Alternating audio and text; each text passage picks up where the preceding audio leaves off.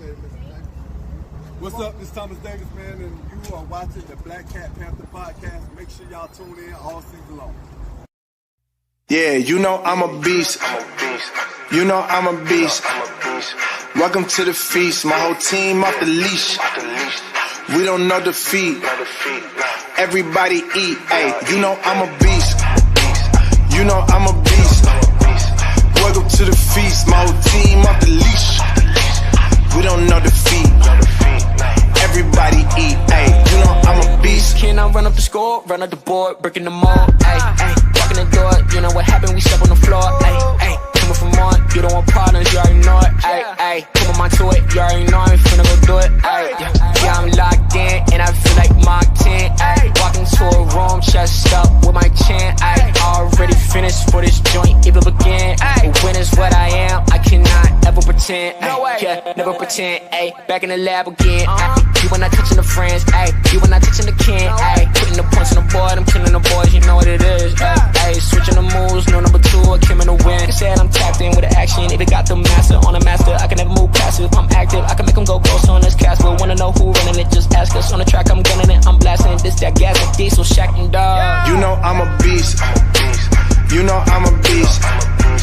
Welcome to the feast. My whole team off the leash. We don't know defeat. Everybody eat, hey, you know I'm a beast. You know I'm a beast. Welcome to the feast, my whole team off the leash. We don't know defeat. Yo. What's going on, everybody, man? We like to take this time to welcome you to the Black Cat Panther podcast. Look, you are in the right place. If you haven't already, please come on in, like, comment, subscribe. Y'all already know what time it is, man. Let's get into it as we do. Let's talk about it. Training camp is amongst us. We are in the right place. Like I said, there's a lot going on. The Carolina Panthers just moved on from special teamer Dan Chisner. Just to keep everybody updated with the transactions around the team, Dan Chisner, who was released with an injury settlement after he was placed on the physically unable to perform list to begin camp. The nature of the issue was not disclosed, but it's serious enough for Morgan to go in a different direction. So, his first three seasons, like I said, the guy was killing it on special teams. He was, looking to make the 53-man roster, but unfortunately, the football gods had other things in mind. So, with the slight momentum he had, it's crazy. I think, like I said, him being with you got a bevy of things that's going on with this right now. And in the wide out room, it's already tight as it is. So you don't have per se the leeway to really play around with a guy that's getting injured in that room because it's so tight over there. So Monday, like I said, they tried out a couple of different wideouts. Jasim Reed, he'll be coming in. He was previously with the Cleveland Browns. Like I said, 77 receptions, 1,052 yards, 12 touchdowns in 2024. We'll see what that'll be looking like. From here going on out, the Carolina Panthers and Morgan is trying to make sure that they get this receiver room together. And in doing so, like I said, they went out to the podium and did a lot of talking about what potentially they thought that they could see fit with today. Hold on, let me see what Goat got going on. Goat, you all right? Yeah, oh yeah. I was trying to get this screen together. Oh, okay. Well, Chisner has been waived. Like I said, I'm getting ready to play in a few what's going around at training camp. But talk to me, give me your views on how you see fit with everything right now so far to this point. Well, I seen. Come on, Q. That was a count body. We all know that. You know what I'm saying? Somebody to eat up some of this 94 degrees Carolina heat. You know what I'm saying? Run down to the 50, nigga. Run back to the down 100. You know what I'm saying? Go to goal line. Do some suicide. Somebody to catch these balls right here. You know what I'm saying? It's 90-some degrees now. 101. You know, out here. That was a count body, bro. That was a count body. I'm more concerned about what he said yesterday. I didn't get a chance to. He finished at the podium probably 45 minutes ago or something like that. I'm more concerned about what he said yesterday about getting the ends involved, that he had to use Andy Dalton to get the ends involved in the Oh yes, offense. sir. So Would you like me to play? Would you like me to play that over? Yeah, because you know how people do around here. They don't believe it when we say it. They don't believe it when we say it. So that's not a total offense, people. If you have to have the second string veteran backup quarterback help you get the ends involved in a practice, we talking practice? Practice? Dog. So I think it was and like I around said, the 6-minute mark. I really want to see what he has to say today.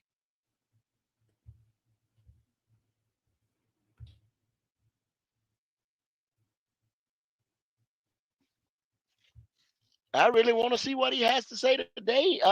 Did he have any problem getting anybody involved today with the ones? Because Jatavian Sanders is the starting tight end, correct? Hold on, because I'm trying to make sure. I'm gonna play that Canales video from yesterday, and I'm gonna let you hear it. Because I think you said you wanted to hear it. Did you catch it yesterday? I caught a little bit of, but I didn't hear him say that exactly in those words. Okay. I'm gonna go back and I'm gonna just play the whole little section part. I watch him just kind of his route craft, understanding coverages, leverage. Hold on, let me turn this on. Turn him up. up. Yeah. In the spring, where you could see him kind of getting his legs There back we underneath him, and probably halfway through OTAs, all of a sudden, he's sudden and he's making his breaks, and he's a guy that Andy really likes throwing to right now. So it's been really cool to see that. Dave, with Sam Martin now back as primary holder on field goals, does that allow Hold you on, guys let me to make sure I ain't closer missing as nothing far just as now. that Hold on. competition goes, making decisions Spring, where you could see him kind of away from the game? Now he Yeah. said, "Got it." How Andy does he likes look throwing to. in- does he look like NFL shape? he looks like the Hunter that I remember, and I watch him just kind of his route craft, understanding coverages, leverage, how to attack things, and like it really happened in the spring where you could see him kind of getting his legs back underneath him, and probably halfway through OTAs, all of a sudden, he's sudden and he's making his breaks, and he's a guy that Andy really likes throwing to right now, so it's been really cool to see that. Dave, with Sam Martin now back as primary holder on field goals, does that allow you guys kind of move closer as far as that competition goes, making decisions between Matthew and Ryan? I mean, first of all, let's give it up for Andy Dalton, who did a great job, for the first 4 days. But it is good to have Sam back out there. Just, the speed in which he gets the ball down, now the guys can, see who they're going to have as a holder, and it'll give us a little bit more information, but we'll take this thing all the way through into games to kind of see how the guys can help us. From an offensive coaching perspective, having a guy like Andy who can be accurate and is consistent, how much does that help you with evaluating that second team group, especially as you're mixing and matching personnel? I mean, it's huge, because with your second group, you have tiers of guys that are kind of working in. And so as Andy distributes that, you can see the guys show up, you can see the backs, you can see, all the young receivers kind of coming in and making plays. And it also gives us an opportunity to say, if we didn't get a play to JT Sanders with the first group, or say he didn't get the target, we can always throw him into Andy's group and see if we can replicate that and create it so we can, give him a look at it. So Andy's been fantastic that way. We saw JT was slow to get up later on there. Is he okay? I don't know. We'll check in. Now I'm gonna stop it right there. Go. What you think about that? So what he's saying is, Andy Dalton is running the second team reps. We know this. So he says, if a guy like JT Sanders, who is the starting, not second team, tight end, had 300 yards last year, 300 some yards or whatever it is last year as a starting tight end. Yeah. A tight end is very, very, very valuable to offense. You know what I'm saying? Once you get everything, the play action, the this, the that, the blocking, the the catching, the going up the seam. It's concerning how you don't get the tight end reps with the one. How do you miss? getting the Go. tight end involved. The with the niggas ones. say we miss getting involved with the ones, but we'll throw them in with the twos. That way you can see what these young boys are catching and see these boys doing this and that and this. So you're telling me that okay, the highest paid tight end in the league is George Kittles. So do you ever think that Shanahan has to run George with the twos over there in San Francisco? Do you think that? No, sir. No, sir. Not at all. Oh, okay. What? Hey, I don't know, Q. I'm just a dummy. I'm a football dummy. I don't know. Well, go. I'm gonna put it like this right here. Most people don't catch because what's the point in even saying that type of shit? You know what I'm saying? You're saying it for a reason. You don't just say that for just the fun of it. You're saying that because you're trying to give a motherfucker a hint. Well, we got to do that in order to see what this nigga can be. We got to do it. Like I can see you saying, like he was talking about Hunter Renfrow and Andy Dalton. You can say, yeah, these guys that's on the bubble are good, but your starting tight end, like I said, man, it's real concerning to me. I mean, I'm concerned about that, bro. I really am. Yes, sir. Yes, sir. And shout out to, I just saw his name in the chat, Omar. You know, Omar, you've been holding it down lately. I'm going to make you a mod today. God damn it. It's good to see your face in the chat. You've been really holding it down lately. We're going to give your ass Omar. A ring. We appreciate your support of the show.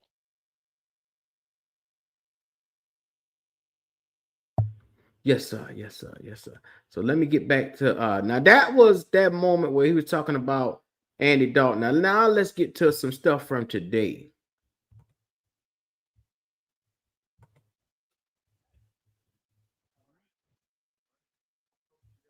Yeah.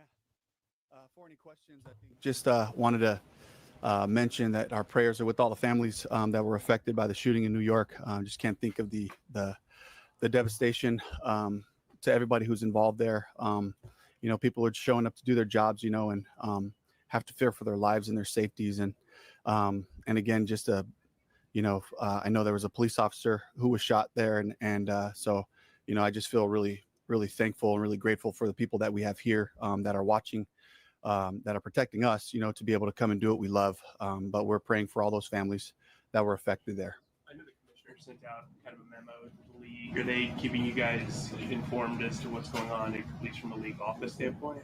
I haven't checked any of those emails this morning, but because first thing I saw was just the headlines, you know, and so I just obviously just devastated by that, you know, just really want people to feel like they can go to work safely and do their job. But it does hit close to home, you know, and you know, it's just a reminder, you know, of just all the issues and things that people are thinking of ahead of us, you know, as we go from city to city and we take this show that we enjoy and we love, this game that we love.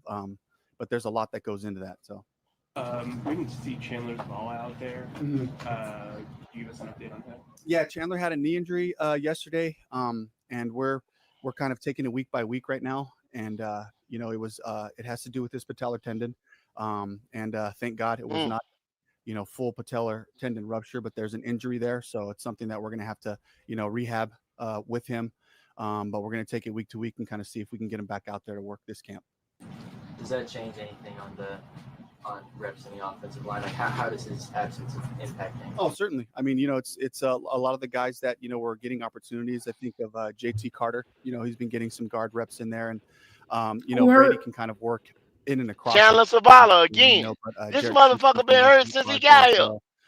Since day one. You know, it's opportunities for. And he said that's a patella tear. That's a season-ending injury. He said patella tendon. Yeah. That nigga done for the year. Yeah, so that could be a rupture. That could be it could be a rupture or a spring. But see, the thing is, you get inflammation. You start getting inflammation in that tendon, man. When you stretch it or tear it a little bit like that. So he'll always have some type of problem with that. I'll be damned. Here we go. Back to it. these guys to kind of step up and show us what they can do. Chandler was having such a great camp, a couple of days, looking strong, looking flexible, really. That's a bust of a pick too, so, Yeah. just thinking about him and want to get him back out there quickly. He injured it. Did he recognize it in the moment, or did he discover? Yeah, it was in one-on-one drills, and it was a one-on-one pass rush with Derek Brown, and it's two big, strong men against each other, and he was just kind of anchoring to get back into position and tweaked it in there. Damn, Derek Brown wrap his ass up. Taking advantage of his route. Just what have you seen from him? And also, you had a close early in practice. What have you seen from that unit too? Yeah, absolutely. I think with Shamar, just understanding the scheme, coming from the Jets, out of scheme, spent a year with us, kind of learning, and showed up in the Falcons game at the end and made a couple of plays for us there. Couple of big battles with Drake London there in the end zone towards the end of the half. But Shamar's kind of taken this offseason. He had a really good spring. Came into camp and has been steady, but today I think was a big day for him. It was a big, just kind of what we've been challenging is to just make the play on the ball. You're in the right spot, have the confidence to go make the play. He did that today and came up with one. Shamar's not the only cornerback that's kind of shown out here. Yeah. Sean Smith-Wade had a really strong offseason program. It's carried over. Yeah. What have you noticed about him, maybe vocally and at least like on the field so far this training camp? Yeah, he's really kind of just bought into what we're doing. He is becoming a person we're counting on to communicate, particularly if you're playing the nickel spot, there's a lot that goes into your connection with the run fits, your connection with the safeties and coverage and leverage and those things. He's doing a great job. And he's even playing outside, some for us. So really fired up about Shaw. And I mean, he kind of came to us that way with that kind of pro mentality, the way he takes care of his body. I can't see right now over the fence, but I guarantee you he's out there working on something. It's a guy who's just really about the details of his work. Derek working on the side today. What was the reason for that? General soreness, trying to be smart with Derek, not in his knee feels great. I think it's just kind of, torquing his body in different ways, and he's got some oblique soreness right now. We want to be smart and get ahead of that. It's not something that we felt like we had to MRI or do anything like that right now. But as we're kind of working him back into his normal flow, we'll keep dosing him the right way so that we get him in shape for week 1. Similar question, but with Thielen, he was out there, but not in, practice clothes. What was the mindset there? Just a planned deal for Adam, just to make sure that we're, dosing him the right way. And making sure that when he's out there, he's running full speed. He's 100%. This is just kind of a planned rhythm that we have for him. You're a former receiver and receivers coach. How nice is it for you to see the competition level grow with the additions of not only Renfro, but Horn and all the guys? It's certainly got to be something you look at from a different light.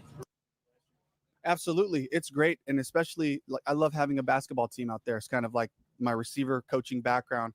I like having different body types. You got T-Mac, who's 6'4". You got Bryson Tremaine, who's 6'5". You got Jimmy Horn, who's your 5'9", speedster type of guy. You got a bunch of 6-footers who are just rocked up and ready to help in the run game and do whatever. And Xavier and David Moore and Jalen Coker and Hunter Renfro kind of fits that, that classic traditional slot mold. So there's just a lot of variety and guys who can help in multiple ways. So that's my hope. My high hope and dream is that in every position room that we can create that level of competition as we continue to build this team now and in the future. We love it when it's like you can envision, who's going to make this roster, and when there's more guys than you have spots for. That's really the type of competition that elevates the room. It elevates the performance on the field, the practices. It challenges the defense, and vice versa. When we have all these guys we brought in on the interior of our defensive line, you look at the competition there and just how stout Bobby Brown out there for the first day today. He looked awesome. Yeah. So they lost signal for a second with the whole media with the Panthers, but GOAT, I'm gonna tell you like this right here. Are you concerned? Well, I'm gonna put it like this right here.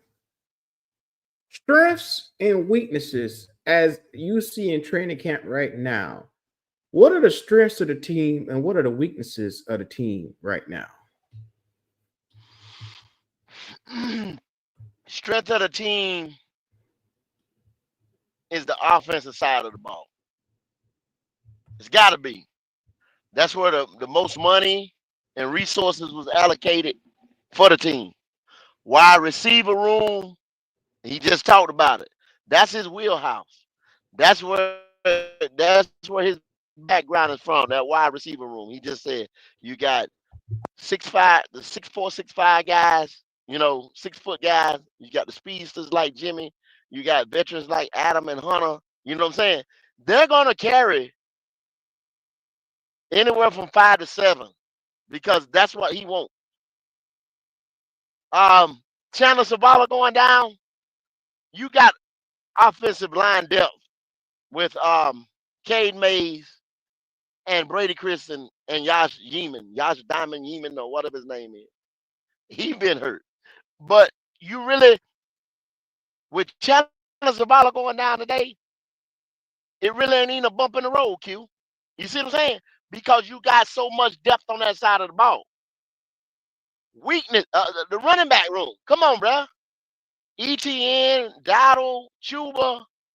Hell, I don't know. I think they got a UDFA somewhere fighting for a position somewhere over there. I mean, now, weakness going on the other side of the ball. Yeah, you better have light reps for Derek Brown, because if he go down, you fuck. Just like Josie Jewell. You see what I'm saying? You screwed. And then you got the guy today, like I said, a count body. But if anybody go down in that defensive backfield that's worth a damn, what you gonna do?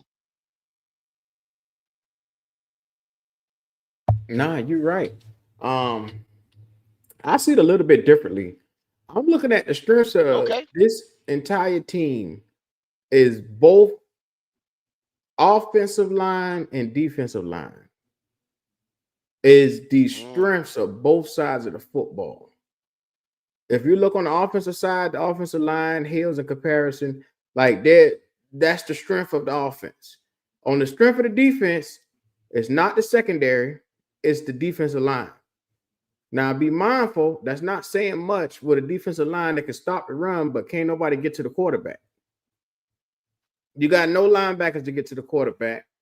And then this is the thing, safety play, you accent Ransom and Morag, because Morag is one of your Slater starters, but you got no other starter coming into camp opposite at safety. So you accent a rookie and then rotational pieces to take different spots in the secondary. Like Shaw Smith Wade, Mike Jackson, and then what's the other guy? Caleb Evans are competing for the starting corner spot. You got a 3-way competition for the second spot at corner. Now, be mindful, most people don't even know. Scheme corner. He's a scheme corner, a nickel at best. Shaw Smith Wade. He's a nickel corner. Most people don't even know who a Caleb Evans is. He should only be. Yeah, he should only be in on certain sets. Shaw Smith Wade. There you go. This is the caliber of defensive backs, defensive secondary help that you got here. So I really think looking at Trevor Morag, yeah, he getting abused, and every time you see him on camera, he getting abused against these young boys on the offense right now. Then you got Lathan Ransom, who's going to be a rookie starting potentially at your other safety spot, because Nick Scott and Damani Richardson, they're not going to be ready. You know what I'm saying? And it's a shame that your rookie probably more ready than they are. So you in a funk where the secondary is no way next where we need them to be. Your defensive line is the best thing that you got on the defense, and that's not saying too much. Offensively, your offensive line is the best. The wide receiver room seems to be the strongest now. Weapons, playmakers, stuff like that. A lot of people still forget about the run game, what the run game could potentially be. So I'm looking at the strengths of this team, your biggest strengths being corner. You need an edge rusher. You got no edge rushers. You got no linebackers. and you need somebody on this offensive line for offensive depth, because if Chandler Zavala went down, you're going to be in a funk if Austin Corbett goes down again. That's where the problem is going to be at. He's been hurt 3 years in a row. If he goes down again, and yes, you paid Mays, yes, you got Brady Christensen right there, but you already trying to figure out which one of them boys to slide down the tackle. You know what I'm saying?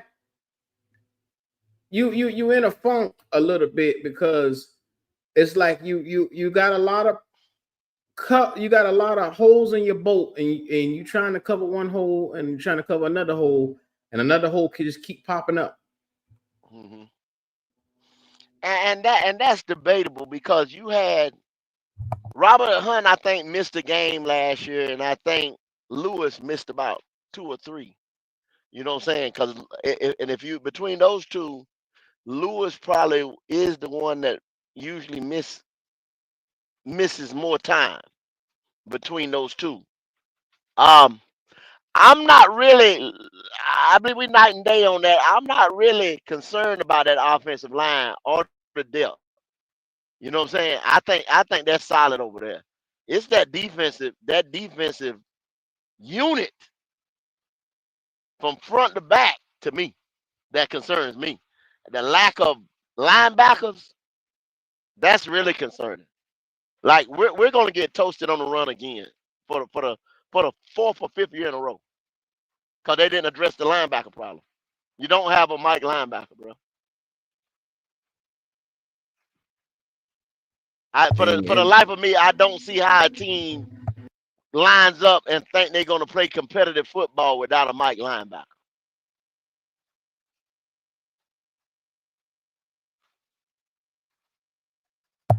I don't think they're too concerned, Go. I mean, let's just be real. Them boys don't seem like they're worried about that shit. I've never played football in my life where quarterback Mike linebacker wasn't a damn concern. You understand what I'm saying? I've never been on a competitive team, you know what I'm saying, in any capacity where Mike linebacker was not a concern. All right, let's get to these super chats. Flame for Jesus say, hello, everyone. Hope all is blessed. Have a blessed week. Appreciate Flame for Jesus for that super chat. And then Flame follows it up one more again with another super chat right here. I'm trying to see the bottom of the screen. I hate hearing about injuries. At least we have depth on the offensive side. If that was the back end side of the defense, I would be saying, now what are we going to do? Now you got that right. This is the thing. You don't have solidified spots at corner. You don't have solidified spots at safety, nor linebacker. And you don't really got solidified spots with edge rushers on this team. So to me, like I said, we've been preaching this over and over and over and over and over, year after year. You have to solidify those spots and get some young talent in those positions that you don't have to pay big money to. Those are premium positions. Once again, we've said it multiple times here. Premium positions garner top positioning, which means in the first 3 rounds, you should be taking picks at those positions. Am I right or wrong on that, Go? Got to be. First 3 rounds should be those type of guys, man. Those caliber type players. No ifs, ands, or buts. It gets lost around here when we say, hey, premium positions, you need to be investing in your first. Well, think about the last couple of years, we've been investing in receiver. So that's why you see this shit on the screen. You see Xavier Leggett running his ass off. He should. That was from a first round pick. You know what? I see Ronnie Black Ass is in the chat. I just put the link there. Ron, I'm gonna make you a mod too, man. You've been holding it down lately. You've been holding it. It's good to see your face consistently. Consistent motherfuckers. Shout out to Omar. Shout out to Ronnie. I need consistency around here.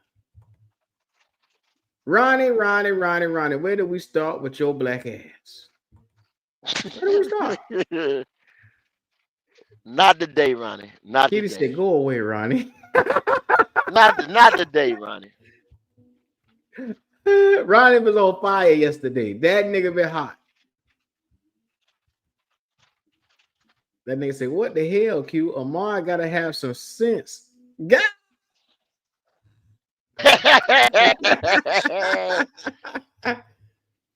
Damn. King JP back from the dead. What going on with your boy? Shout out to everybody in the chat. Yeah, man. Go. I'm gonna tell you like this right here.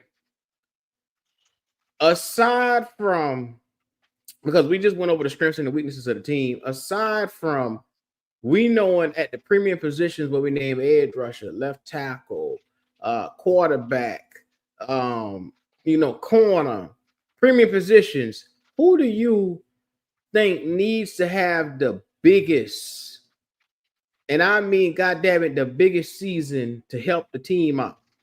Who do you think really need to have it? One more mile. CJ Hill. We're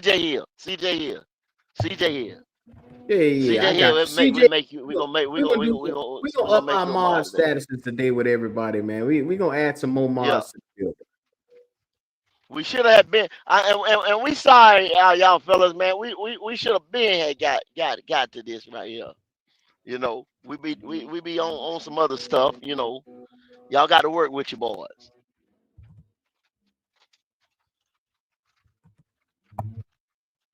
Yeah, go. But who do you think gotta have the biggest season right here to really, shout out to Claire. Claire, hey man, I'm gonna have to go over to 704 to talk about getting you over here, man. I want you over here.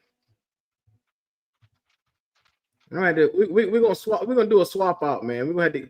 I get rid of a nigga to get you in here. I want you over here, Claire. Claire be putting them numbers down. I heard you the other day, girl. Go ahead with your bad self. Yeah. You may also bring Brother Edge. Yeah. That nigga said, "Oh my mama, I got y'all." God damn, Ronnie, I hear you, Brother Ronnie, the mom. But say what? Q. What was that question? Outside of the quarterback, which we know quarterback needs to, lead the way in a lot of this.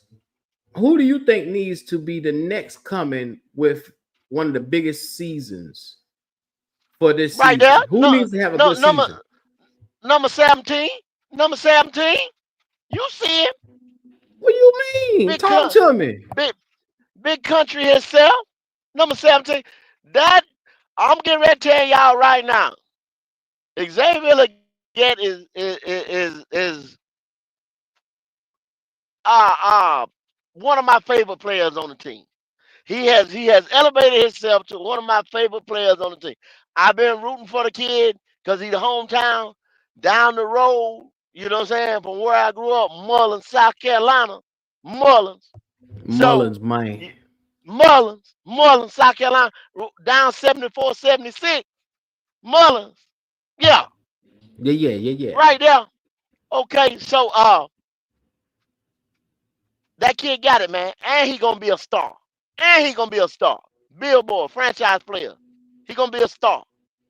Y'all seen him. Y'all seen him at the Kentucky Derby. Chilling. That's what kind of swag the Carolina Panthers need. Not just local shit, WECT. I'm talking about national news type stuff. Yeah. Y'all seen it. That's what's up. Number 17, Q. That's who we need to have a breakout seat. Number 17. Breakout seat. I think 17 should have a decent season. Remember, I was not a fan of us trading up to get Xavier Legette. Granted, like I said, Mullins, like you said, right up the street. Me being born and raised Florence, South Carolina, outskirts of Lake City. That's right up the goddamn street for Mullins. You know what I'm saying? Literally, you pass through Mullins, you can go right down 95, hit south of the border, you pass it right through that some bitch right over there. You know what I'm saying? Yes, so Dylan Mullins, all them shit right there, right around the corner. That right there, our country cousin. Our country cousin, man. But the number one thing I want you to, I think he's going to be improved. One, because you've seen him put in the work. I don't know why people act like he's so bad. They act like he can't catch to save his life. The nigga can play football. Yes, Granted, yes, we he just can. needed to see him put in the work to be consistent. You know what I'm saying? And I already knew he was doing that. If you have been following him at all, the route running from South Carolina to the day he stepped on the field, night and day. That's what I talk about. That's what my talk about Bryce was. I knew Bryce Young could not do it on the NFL level. Xavier Legette has the tools, has the body type, everything like that. Go up and get the 50-50 ball. You know what I'm saying? If you want it, if that's what you wanted out of him. See, that's what he that's what he did at South Carolina. But when he came here, you were saying, okay, go get the 50-50 ball, but this quarterback can't get it out there to you. So you're gonna have to learn how to run slants, curls, come back, work your way back to double moves, off the corners and out drag routes and all types of things like that. You see him catching with his hands now, where he was catching it with his body. He had a thumb issue. Was one thing people don't want to, but y'all, I'm not making no excuse for it. That's one thing I'm not gonna do, like y'all tend to do with other people. You see him catching the ball when he's done with that. I saw it. I knew he was able to do it. Yeah. Well, my thing is with Xavier Legette is I didn't think we needed a wide receiver after taking Mango, after taking, after having Thielen in the crew, and then you have a bevy of guys here. You go get JT Sanders, you go get viable weapons to be thrown to. And I looked at it from a perspective of, had this been anybody else, what those type of weapons around them, by the boom, you could get some type of production from that same position. But be it as it may, we in bizarro world where left is right and right is left and down is up is down. Shit just ain't normal. You know what I'm saying? So we have to live under the bizarro world. Bizarro world rules is what we're living up under. Shit just ain't normal. So they double back every year at the position. They double back to make sure. So it should be a strength for the team. You get what I'm saying? As long as you got this kid here, you're gonna keep getting receivers. You're gonna keep doing that. Because if this don't work, guess what they're gonna do next year? Draft another receiver. Go get another receiver in, bring another one in. Let somebody don't work like they thought it was gonna work.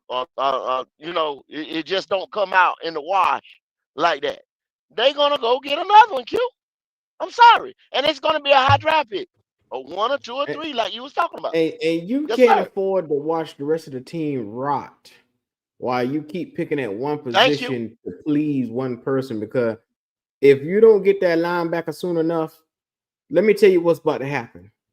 You're going to be in a world where you're going to be paying a $60 million quarterback, and you're going to be in a world where you're going to miss out on primary talent for a position because it takes 2 years or so for a linebacker to really kind of come into his own. So the time where you should have had this shit already in place for whenever your quarterback pops, then you're going to be playing, okay, well, after you get this, you got to go get that. And then you got to wait for that nigga to mature. Then you got to wait for that other motherfucker to mature. Instead of having it all put together, it's like you'll be piecing this shit from here to there. So I don't understand. Is like, all right. Go ahead. Yeah, it'll just be like, we got this, but we don't have that. We got this, but we don't have that. We got this, but we don't have that. We'll keep almost like if you had a cookout and you just keep running back to the fucking store. You know what I'm saying? Damn, I forgot the bread. Damn, I forgot the clothes. Got the gas. Damn, I forgot. You know what I'm saying? Yeah. The lighter. Damn, we need. You know. You should have got all that while you was in the got store. on ice. That's no, hell no. You trying to get receivers. You try to make sure you got the real, but you ain't got nothing to cook it on. Go. You while you're in the store, you get the ribs, you get the meat. You say, well, shit, I'm getting this bill for the day, but what about tomorrow? What about the day after tomorrow? Well, I got the money to go ahead and make sure I get a couple meals out the way. Let me get a little bit of hamburger. Hey, why not go ahead and just grocery shop and get what the fuck you need?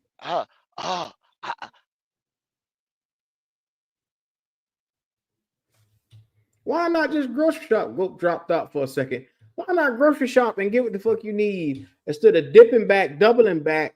You're looking around, you're looking like a crazy person going to and from the store 3-4 trips a day. And that's crazy. I knew this lady one time. I would watch this old lady. She would go to the store for breakfast. She would walk to the store. She didn't have a car, so you would see her all the time. She was one of them people that you would see literally everywhere she go, you would notice her because she was always walking. She walked through the city. She walked the IGA with her little bag, and she would walk and get breakfast. She'd go back home. She'd lunchtime around 12:30, 1 o'clock. She walking back over there for lunch. She walked back home. She walked back over there for dinner around like 5, 6 o'clock. She come in and get her whatever she gonna get to put in that basket for dinner, and then she would walk back home. So on 3 different occasions, like I said, I'm a young boy watching this lady. She go to the store, walk for breakfast. She go to the store, she walk for lunch. She go to the store, she walk for dinner. In my mind frame, I say, why the fuck she just don't go ahead and get breakfast, lunch, and dinner while she there? But everybody knew her all over the city for walking to IGA and getting her breakfast, lunch, and dinner at 3 different times. Everybody knew her for that. The moral of the story is you don't want to be known as the crazy person that can't get their shit together. Because here it is, years later, you only think as far as for one meal when you should have been thinking for 3 meals. You promise and guarantee 3 meals a day in life. Well, most people are. I hope. But the point is you're supposed to be thinking for the next day, the next couple of days. A forward-thinking person is already thinking ahead a couple of days in advance, a couple of weeks in advance. If you're a good GM, you should be thinking at least a year in advance. Am I wrong about that, Go?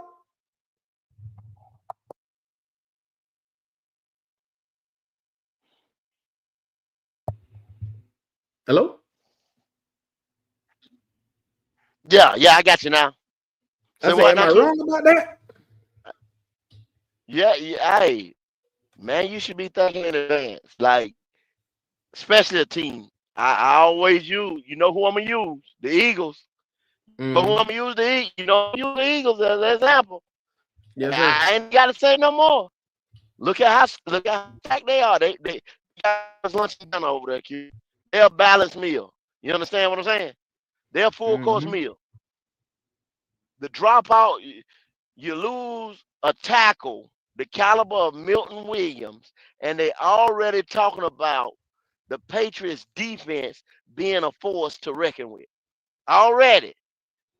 But no drop off for the Philadelphia Eagles. Why? Because they were already stacked. Jordan Davis, Charlotte, North Carolina native, lost 30 pounds this year. 6'6", 300 and whatever monster, lost 30 pounds this year. Why? He's working to be a 4-down lineman right there beside Jalen Carter. Son of a bitch. Devastation, Q. Devastation. What I tell y'all, that shit is gonna be crazy, though. A 3 check and a 0 to 2. My God. That's all I gotta say. My God. My God. My God. My God.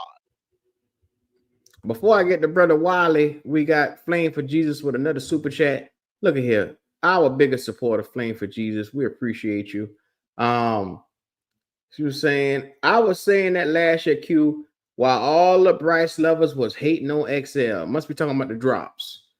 Yeah. The man only had 6 drops last year, and they act like the man was terrible. Shout out to Ronnie. He said, I want to give honor to God and my team for getting me to the next level with BCPP. Only up from here. He said, future MVP motherfucker Bryce Young, he will be the anchor for this 2025 offense. Ronnie just gave his acceptance speech. Shout out to our newest moderator, Brother Ronnie. Oh, he moderated. Jesus. I ain't messing with you today. I ain't messing with you. I ain't messing with you, everybody. Hey, Wiley, I'm gonna let him be great today. I'm gonna let him be great. Yeah, today. we gotta let him be great. We gotta let him be great. It's his day. Let him be great. Let him be great. Let him be great today, Wiley. Wiley, what's going on? Let him be great. Let him be great. And that man, I was sitting there listening to the press conference with the coach and the linebacker, and I was like, okay, all right. And then looking at the different changes, I was like, okay, we had a little injury, but I think the injury will be okay because they kept all the linemen. They said it's minor anyway, but they kept all the linemen we had last year, including every single one, including practice squad. So the guys should have learned from last year to this year. They'll give us some depth, Okay. I'm trying to be optimistic. Yeah. That shit was so dry just now, Wiley. I had to look and say, well, damn, is Wiley done? I'm trying to be optimistic. It's easy to be pessimistic around here. Optimism is a chore at times. So I'm trying to turn over a new leaf and probably last about 3-4 games and then I'll be back to normal. But I'm trying. Yeah. Try. Yeah. Give it a try. Give it a good try. Yeah. I got to. Oh man. So Wiley, how you feeling about everything, man? Like, what do you think the strengths and the weaknesses of the team are? I think the strength right now, personally, is the front five. The front five on defense. The reason why I say front five, because we got at least four defensive ends. How strong they're gonna be, I don't know, but at least I think they can stop the run at the minimum. The defensive end may not be able to pass rush as good as we want, but they're stout at stopping the run. It seems to be that was setting the edge was a prototype that Ezra wanted, and then our young man that got in the 3rd round, it seemed like he's the guy that can bend the corner. So he may be the guy that actually put out there to bend the corner on 3rd downs. And then looking at,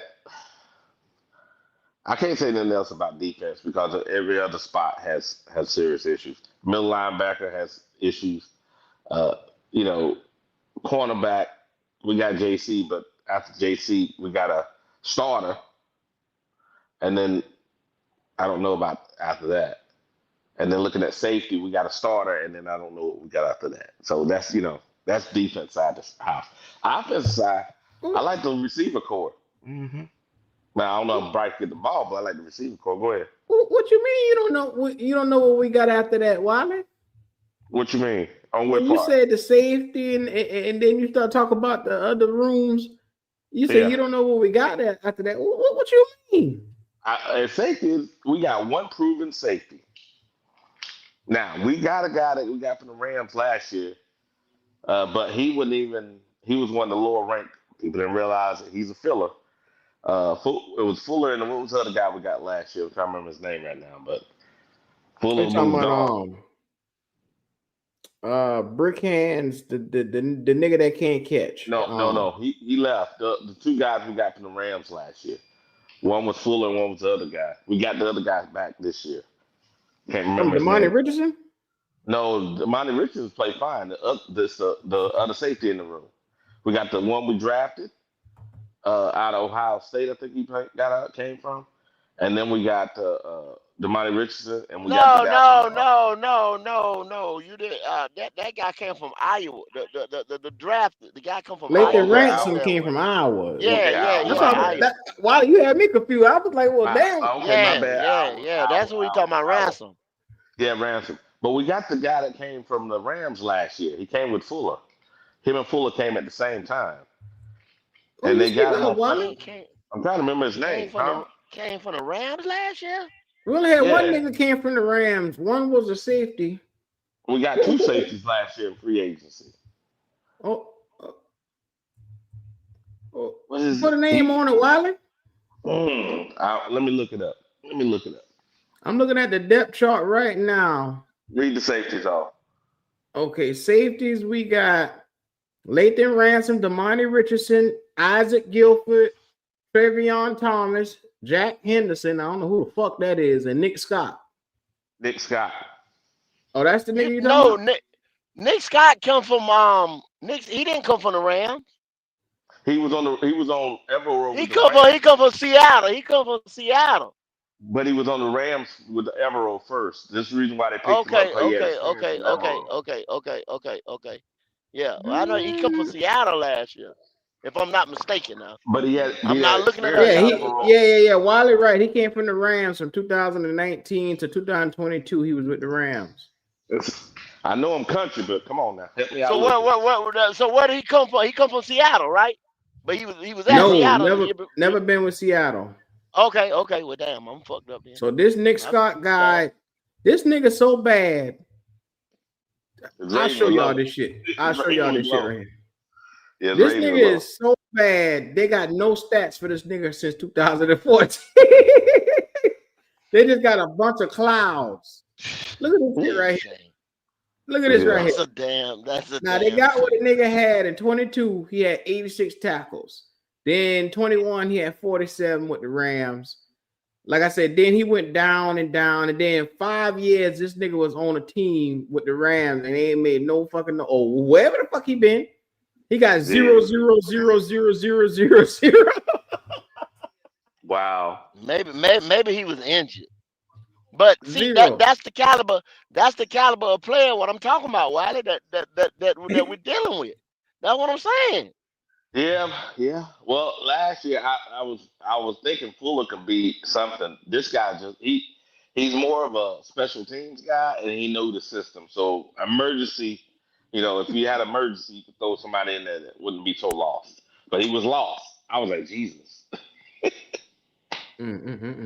Well, see, that's what and I ain't talking about you, Wiley, but it's a lot of guys that'll say that right there. Oh well, he's been in an Evero scheme before, a rotational player or a bench guy, because you was on the team. Don't make that you know what I'm saying.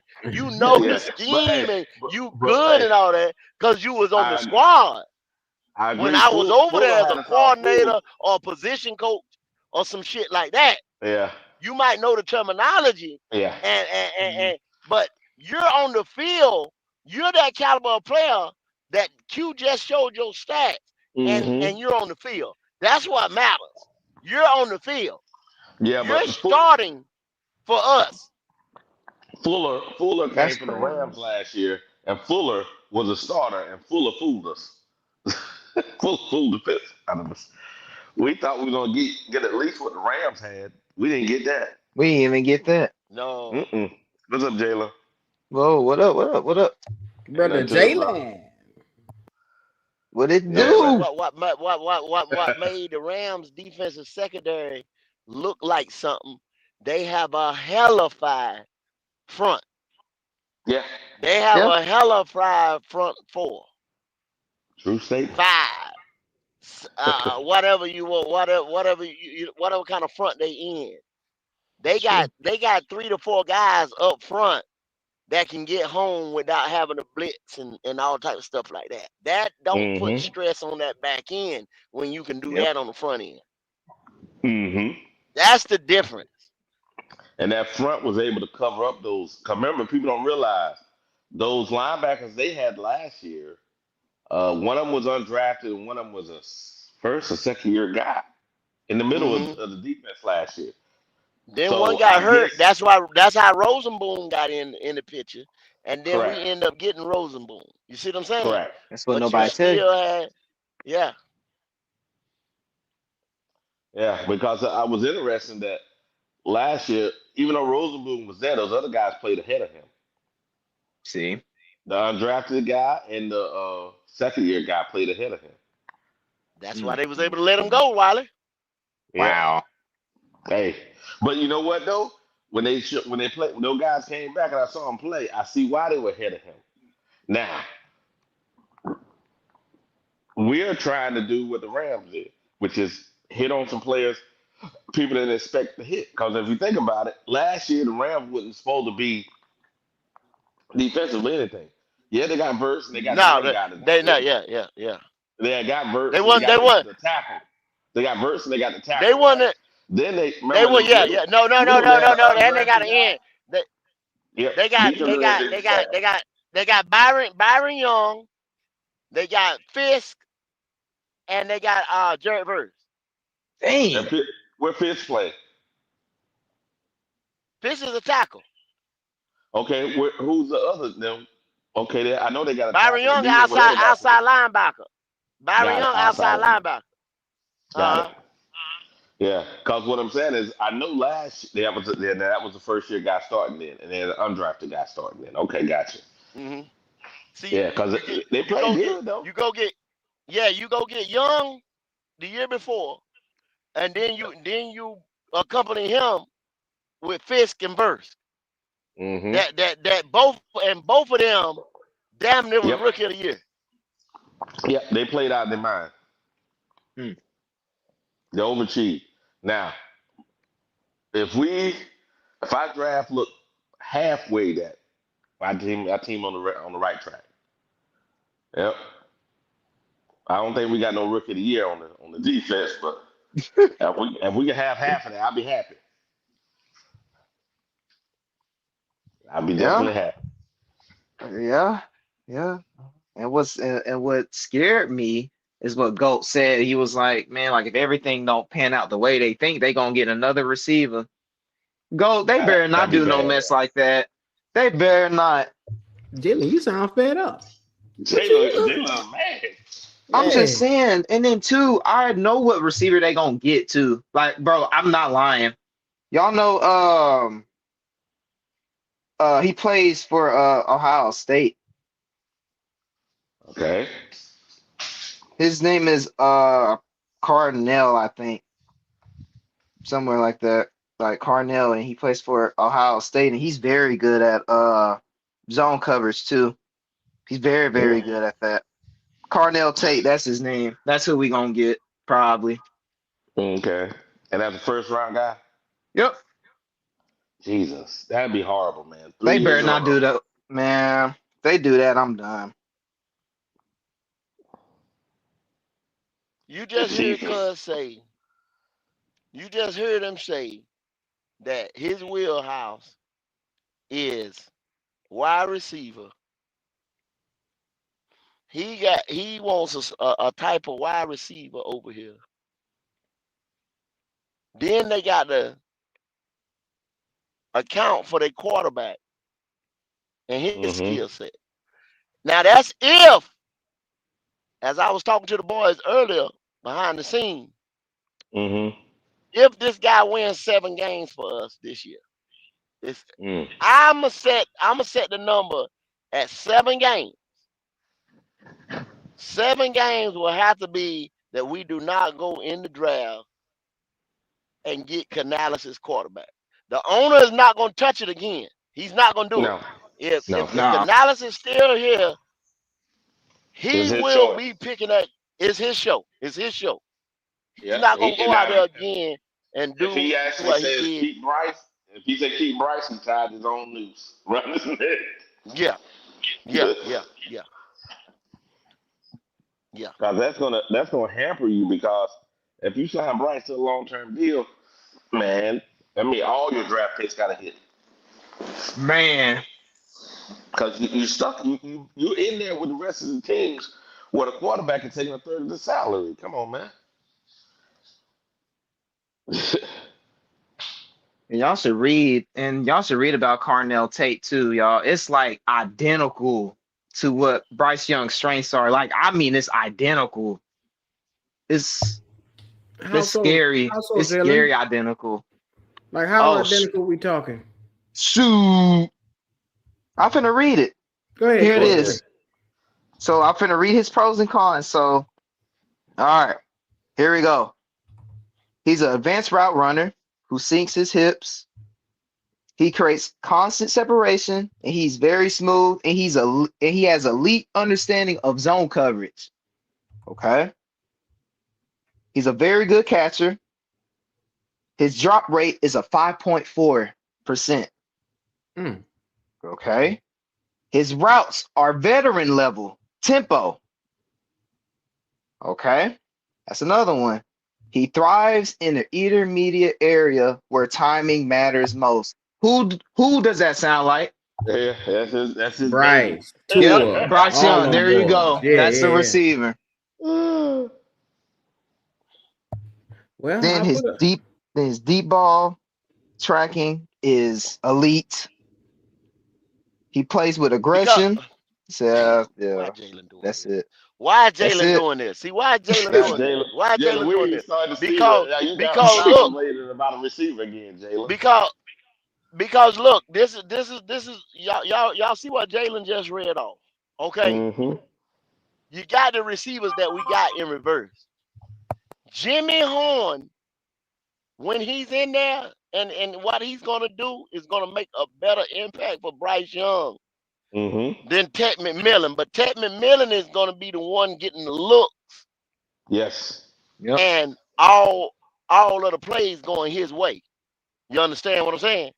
Because the scripted plays is gonna be for Tech to get Tech McMillan open because you drafted him number 1 overall.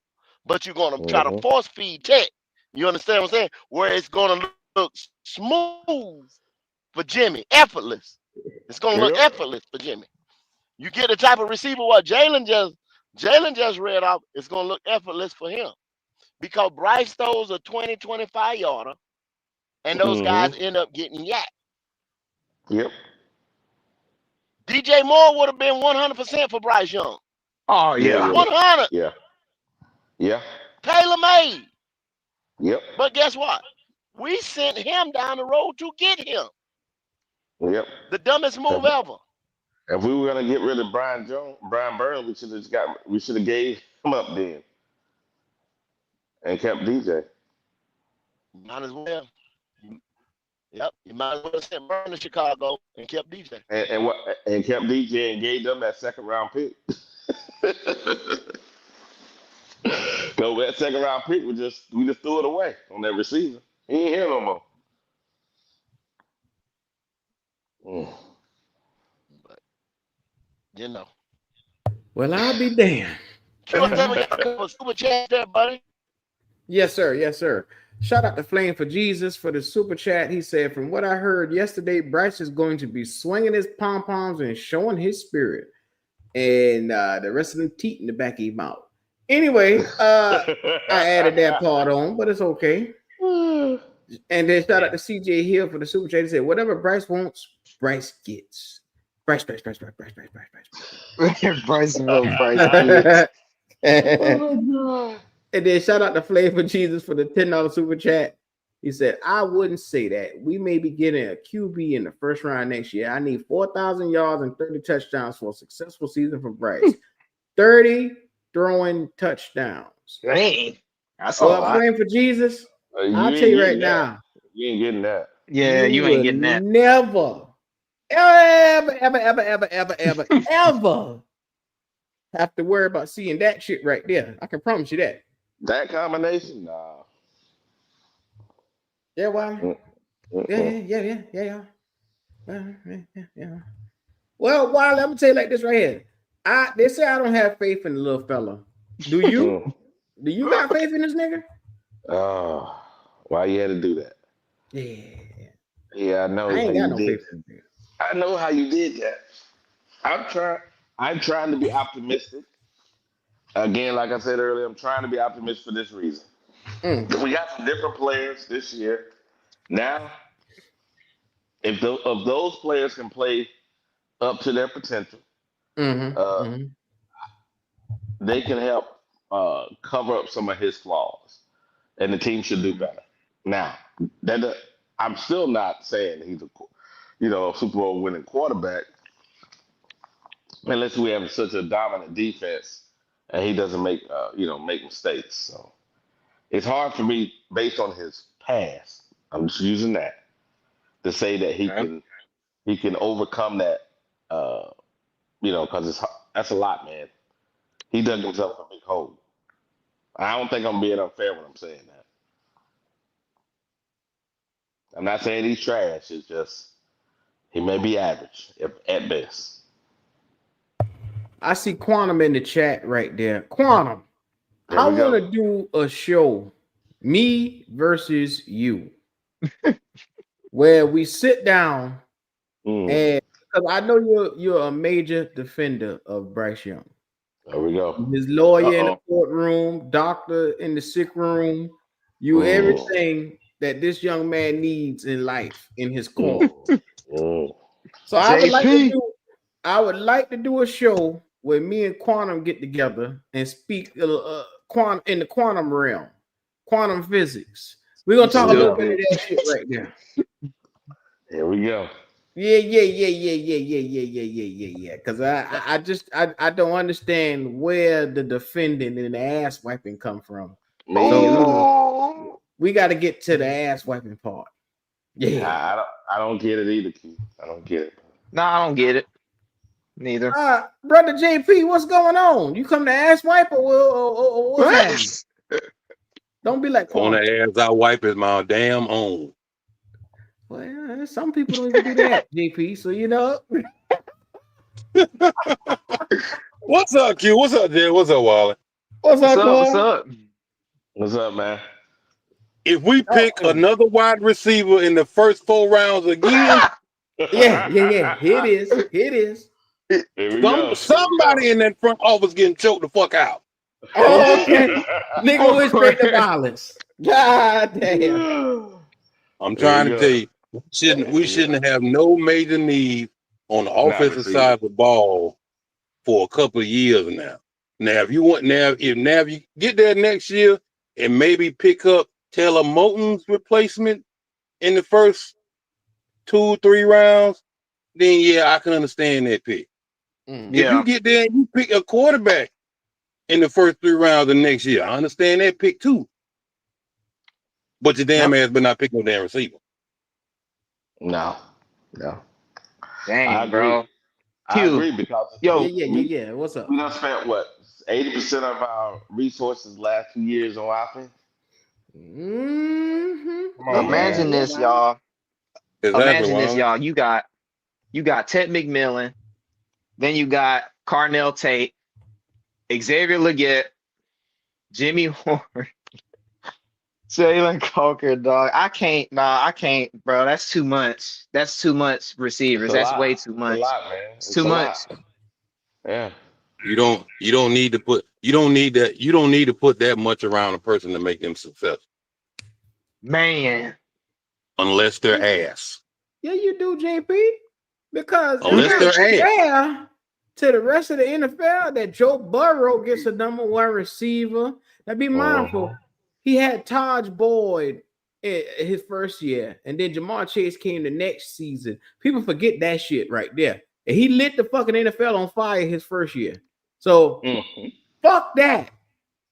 He needs that superstar. Oh shit, here we go. He needs a superstar. Here we go. There we go. This black bastard right here. This Here we correct. go. Wiley, you just said you don't need to put that much talent around one person for him to be great.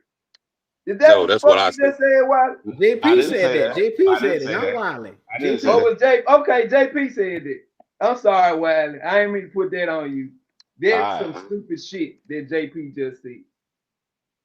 What the fuck is the coach evaluating talent for? Why the fuck do we get the best talent?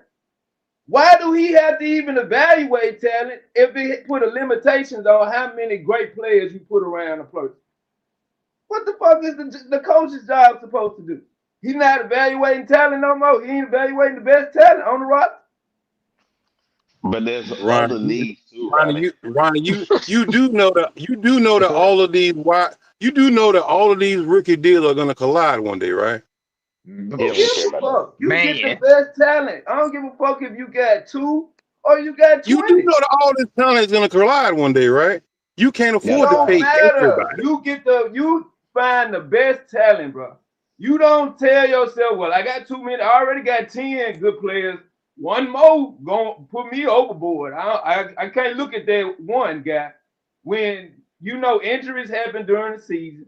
You know motherfuckers shit happens with motherfuckers character issues, all the shit that happen, bro. And you say pass up on the best talent because we already got enough right now. No, you trying to balance your roster so later on you can pay your people. This is called planning, Ronnie. Right, Exactly. you plan 2 months ahead, a month ahead as a coach. You don't know. As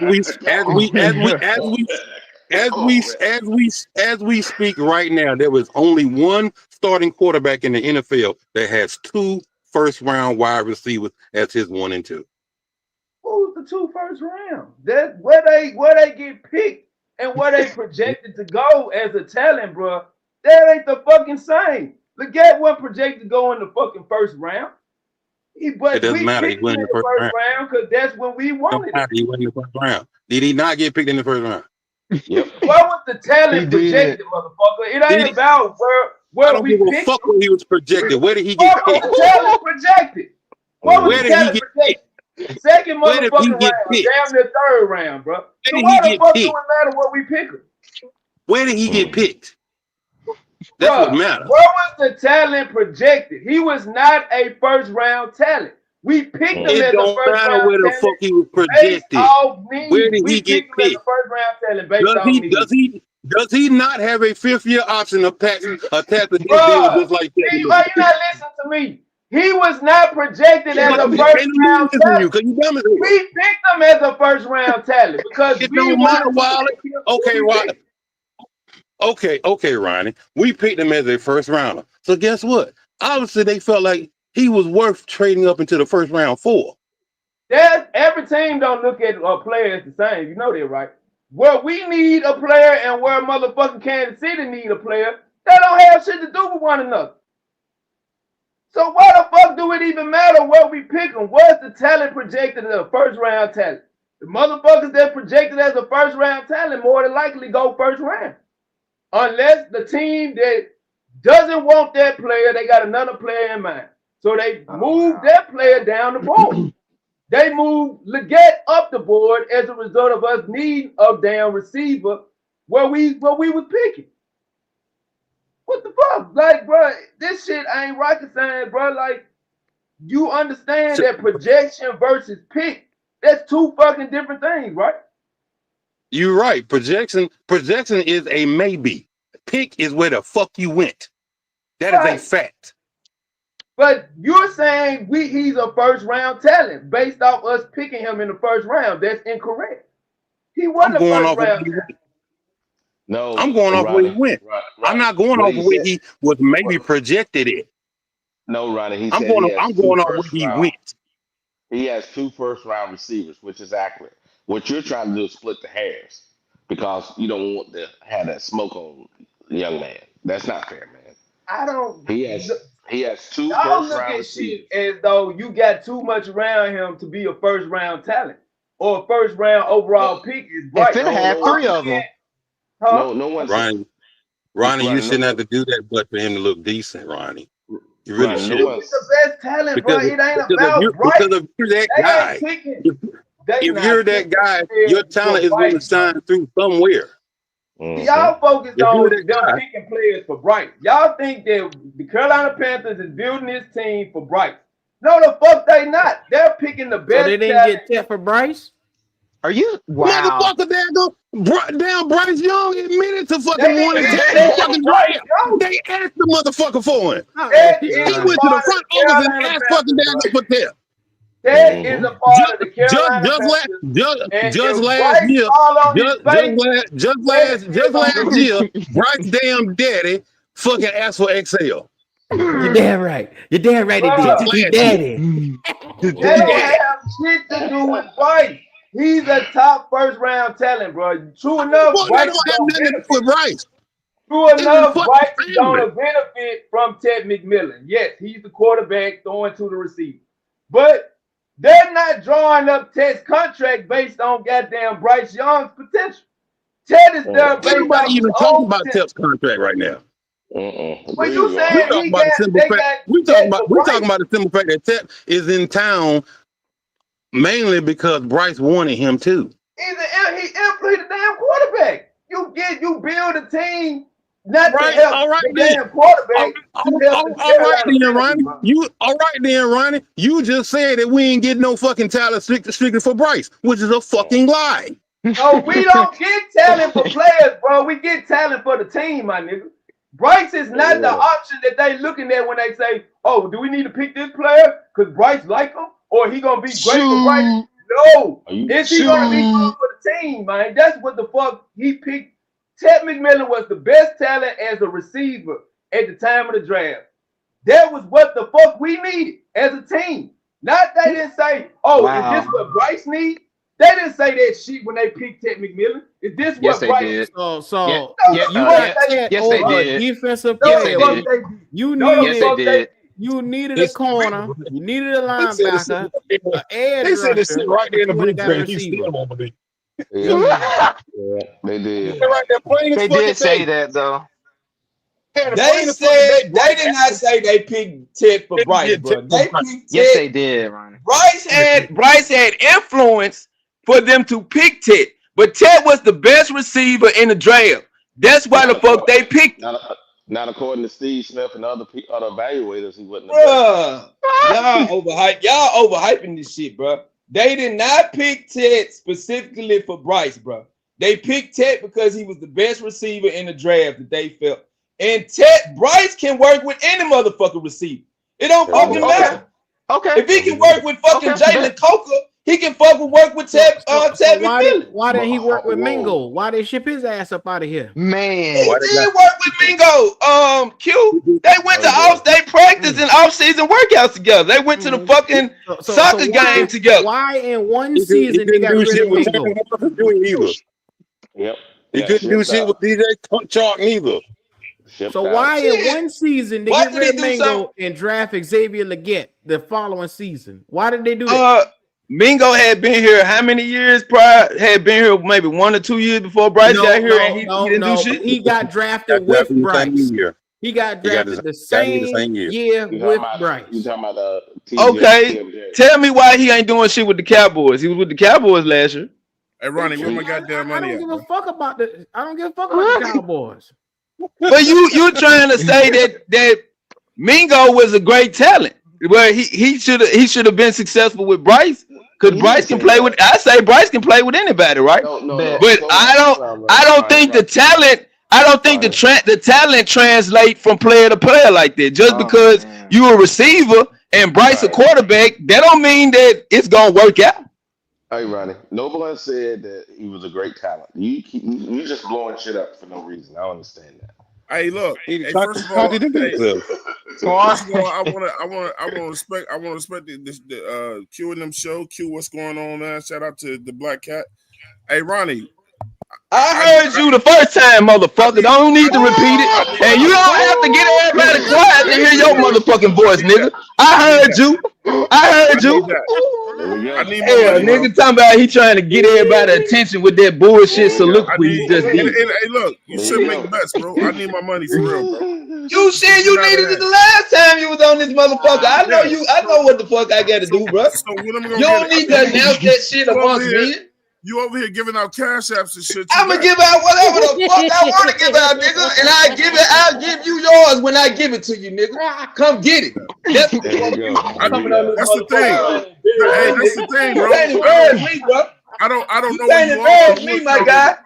That's how you want to start trying to embarrass somebody? Get your motherfucker. I don't know where you are, or I would come get it. You focus on trying to embarrass somebody. You ain't focused on trying to talk about nothing worth talking about. It ain't about it. You should be embarrassed that you ain't paying niggas they money. Nigga, that's your opinion and fuck your opinion, nigga. I don't give a fuck about what that shit you talking about, nigga. It ain't no opinion. It is, nigga. You the only one saying it. Yes, your opinion. Oh Jesus! I need to get my money, bro. Bro, what the fuck you gonna do? Is you gonna come get it, nigga? Talk about what you need, nigga. You need.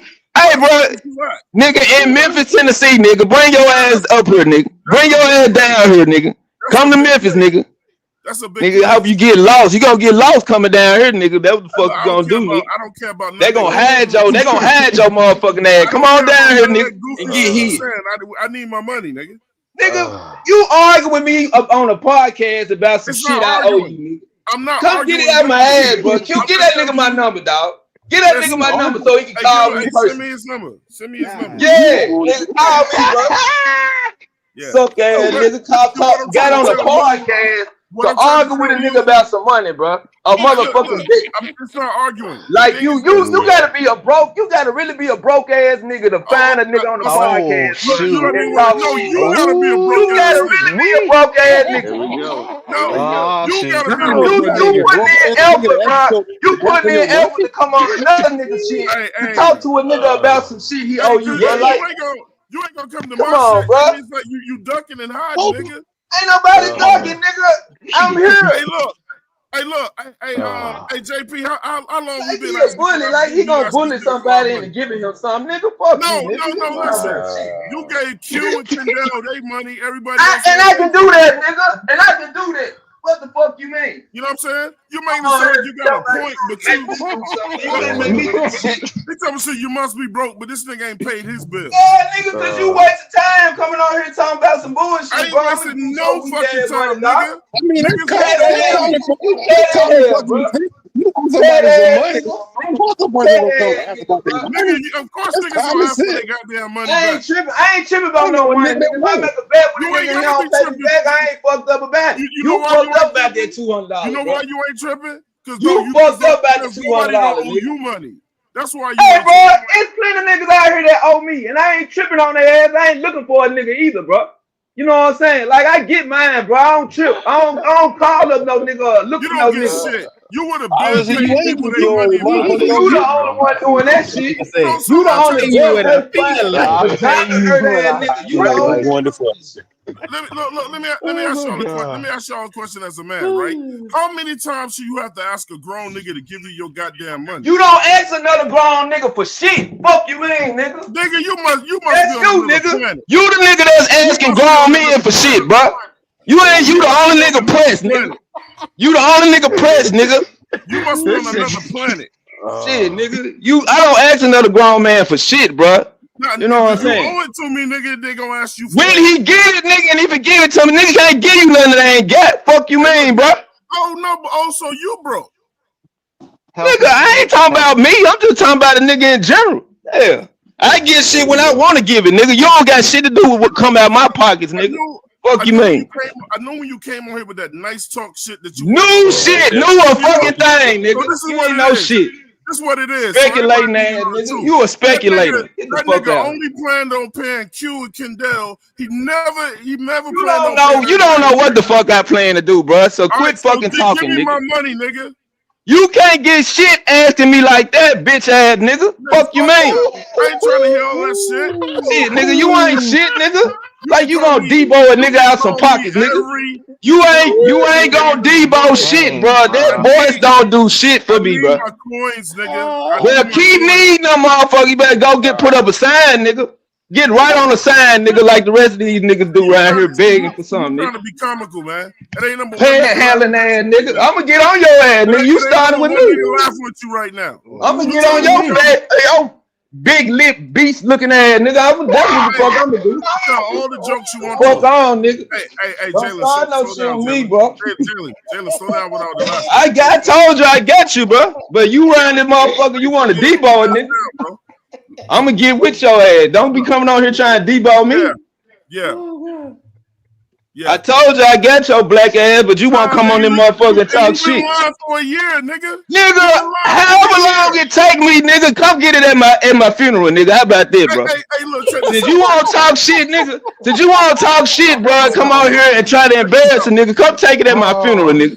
This is what this nigga did. Bitch ass nigga. So I told Q, and I told Goat. I had everybody, but you the only big head, not head ass nigga coming on this motherfucker trying to debo a nigga and embarrass a nigga. I'm asking for what the fuck you mean, nigga? When you come over here bullying a nigga, what you think that is, bro? Hey, look, You can't expect everybody just to wait on their money, bro. Yeah, bro. I keep niggas waiting however long I want to, nigga. Let you go come get it, nigga. Quit talking shit. I told Q and I told Goat. I got everybody. And when I decide to pay a motherfucker, that's when I want to pay a nigga. It don't got shit to do with you. It don't got shit to do with this shit you talking, nigga. When I decide to pay you, nigga, I don't give a fuck if it's today or in 5 to 10 years, nigga. When I decide to do it, that's when I want to do it, bro. 10 years, nigga. Ain't no nigga or no man gonna tell another man what the fuck he need to do, bro. You need to understand that shit.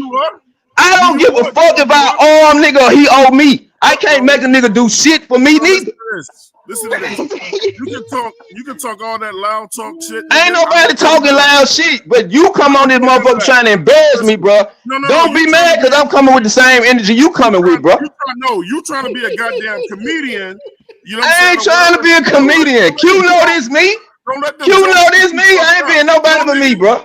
Cause you hiding behind a motherfucking screen. I ain't hiding shit. You came and found me, nigga. How you gonna say I'm hiding? You came and found me. Just like other bitch ass niggas do. You came and found me, bro. But I'm hiding. What the fuck is you talking about, dog? In your goddamn mama's basement. Talking shit. Hey, bro, whatever you feel like you see from a motherfucking screen, nigga, that's what you see, bro. I ain't finna argue with you about what the fuck I got going on. All right, bro. And that's cool. I ain't tripping on none of that shit you talking, bro. When you don't pay your dues, nigga, you nasty. Hey, bro, that's your opinion, my nigga. You can say whatever the fuck you want to say, bro. I ain't arguing with you, dog. But look, you keep fucking with somebody's money, you gonna get motherfucking touched. Man, come find me, bro. I told you to give you my number, dog. I ain't looking for you. You made the bet. You a goddamn liar. You came on the podcast talking shit. You gotta be looking for me. And you talking about your money, nigga. What the nigga say, y'all? He said, man, I got it like that. I got bands. I got bands on top of bands. The nigga say, I pay your black ass when I feel like is what the nigga said. I mean, look. Damn right, nigga. You ain't got to pump that shit up. I guarantee you, somehow, somewhere, I'm gonna get my goddamn money. Well, come get it, bro.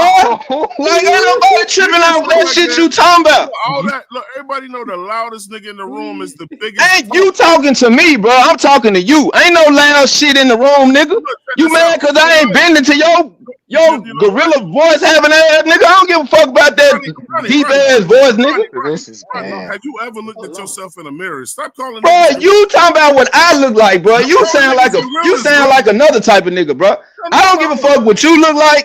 I know what I look like, bro, and I'm cool with what the fuck going on right now. Niggas gorillas, you got them Coke bottle glasses on. Looking fucking crazy. You look motherfucking retarded. Stop calling niggas gorillas. Nigga, you ain't Christopher Williams. Hey, come on, guys. Come on. Hey, well, I'm straight. I ain't mad. That nigga mad. I got goddamn money, bro. I'm tired of asking you about this shit. Bro, go to the plasma bank. Wiley, tell that nigga go to the plasma bank. Go to the plasma bank, bro, to get $50, nigga. That's what you do, bro. Go to the plasma bank, bro. Go to the plasma. Get some blood. Go pick up some cans. Go do something, my nigga. You ain't getting that money, bro. You ain't getting that. You have to call on. Let's talk. Fuck all them jokes. We were having a great conversation before your black ass came up here. Hey, look, bro. I made my bet on Black Cat Panther podcast. That's where the fuck I'm gonna get my goddamn money. True statement. You already told me you gonna get it. Bottom line. Bottom line. The nigga said he gonna pay you. When? God only knows. But the nigga say he gonna pay you. He gotta chase this nigga down every time. The thing was, the reason why people got tight, Ronnie said he had it. He said money was nothing to him. Yeah, bro. I give what I want to give when I want to give it, bro. You talking, bro, and you pissed off. Don't got shit to do with when I want to get this motherfucker. I got obligations just like every other nigga got obligations, and your bitch ass bet don't cover for my motherfucking obligations, bro. I don't give a fuck when I made that goddamn bet, bro. That's what you don't understand, nigga. You want to press a nigga. You want to press a nigga about giving you something, nigga. Nigga, I'm a grown ass motherfucking man, bro. And when I decided to give you that shit, bro, unless you gonna come get it out my ass, nigga, you probably still won't get it, nigga. You come down here, you probably still won't get it, bro. You know what I'm saying? You a little ass boy.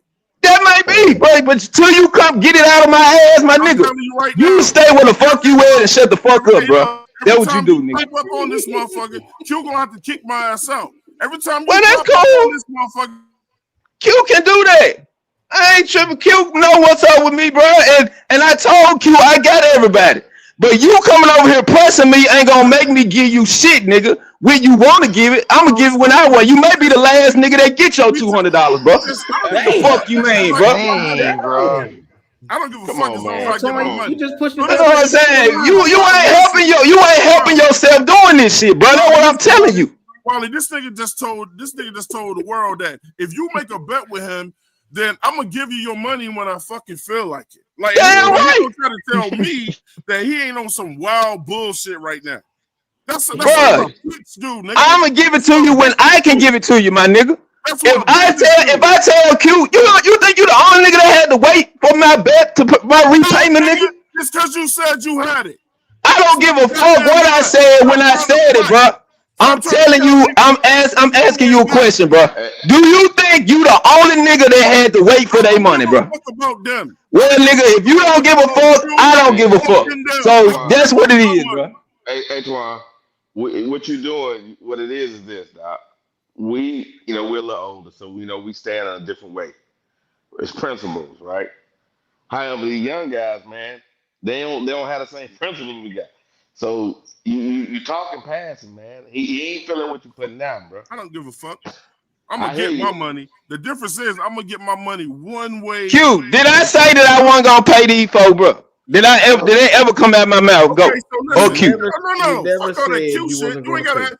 So what? So when I paid you and go, back, I paid y'all, bro, straight up. I ain't cutting no corners. But you know what? This nigga right here, I ain't gonna pay him till the fuck I feel like it. Cause you won't come on that motherfucker and try to embarrass me, bro. I'm gonna come to Charlotte, nigga, and not even have your money, nigga. I'm gonna look for your motherfucking ass. Real shit, nigga. You ain't gonna come to real shit, bro. I'm gonna show you what type of nigga I am, bro. I will stop your ass in the goddamn ground. You gotta do what you gotta do, bro. But just know, bro, I ain't gonna give you shit, my nigga, just cause you talking big shit. I guarantee you give me my goddamn money. Hey, Q, fuck that nigga. I ain't giving him shit, bro. You come on that motherfucker try to embarrass me, nigga. Real shit, nigga. You gonna have to take some, nigga. You gonna have to take some, bro. Real shit, nigga. So you wanna come on that motherfucker? You just fucked yourself, bro. I ain't giving you shit. Fuck you. I guarantee you I get my goddamn money, nigga. All right, go do it. You gotta do what you gotta do, bro. You gotta do what you gotta do. That's it, bro. You gotta do what you gotta do. I'm gonna be a real nigga. You gonna have to come on that motherfucker every day and fuck with me, bro. You don't know me, nigga. I don't gotta know you. I ain't gotta know you, bro. I don't want to know you. Now, fellas, y'all niggas. I'm straight, Q. You say you don't ran your mouth. Hey, come on, guys. Now, fellas. I'm trying to warn this nigga, Q. I got family in Memphis. Bro, do what you go find. Hey, bro. Slow down, man. Niggas gonna come see your ass. All right, bro. On real, slow down, guys. Slow down. So, I'm straight, Wiley. I'm good, bro. I ain't mad. I ain't got no attitude. Hey, run it. Everybody in the same time, bro. I'm not playing with your ass no more, nigga. Oh, dang. Slow down. I'm not one of these bitch ass niggas, bro. I know. Oh, okay. Everybody in the same time. Now, Twan, it took 6 months. I told this nigga. Listen to me, Twan. Listen to me. I told this nigga I put him Listen to me, Twan. It took 6 months for me to get paid.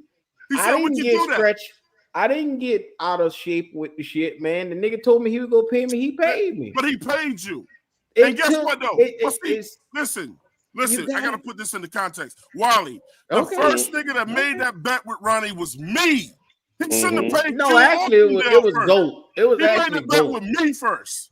That nigga think he's special. Q. That's what that shit is. That nigga think he's special. That nigga that bet first, and so he gonna pay niggas around me when I made the bet first. Cause nigga, you come on that mother, you. But think go ahead, it. Q. I ain't saying pay you, and he pay us first, and he made the bet on our show. But I made the bet with him. Cause that nigga think he's special, Q. That's why. I said what? Look, hey Q, I'll be back in about 30 minutes. I said what I said, nigga. I got family in goddamn Memphis. I'm nigga. I don't give a fuck about your family, nigga. Who the fuck you supposed to be? I hope they put the camera in front of your face and hear you. You think that's what the fuck? You got family in Houston.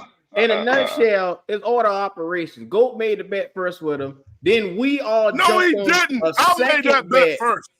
GOAT and him had a bet first. You didn't even know Ronnie, Quan. No, I made that bet with Ronnie with that Bryce Young. Hey Q, you don't gotta explain nothing to this big little beast. That same you gotta explain nothing to this big little beast. I want to get a part of that. Big lip motherfucker. You ain't gotta say nothing to him.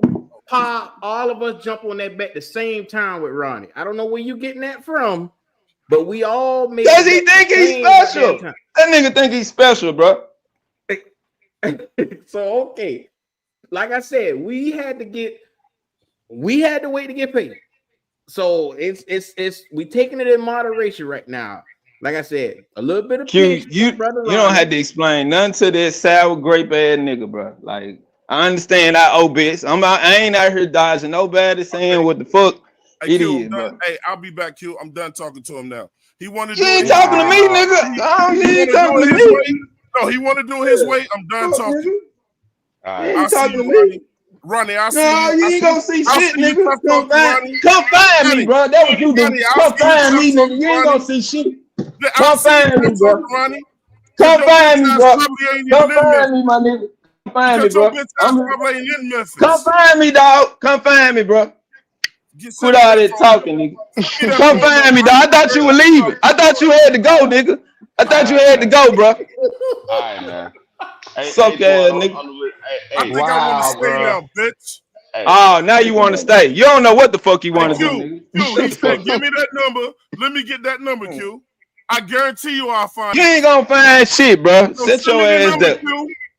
Set your ass up. Now, fellas. Because that bitch ass nigga probably ain't even in there. Now, I gotta get order of this thing right here. So calm down. $200, man. I'm cool. I'm cool, Q.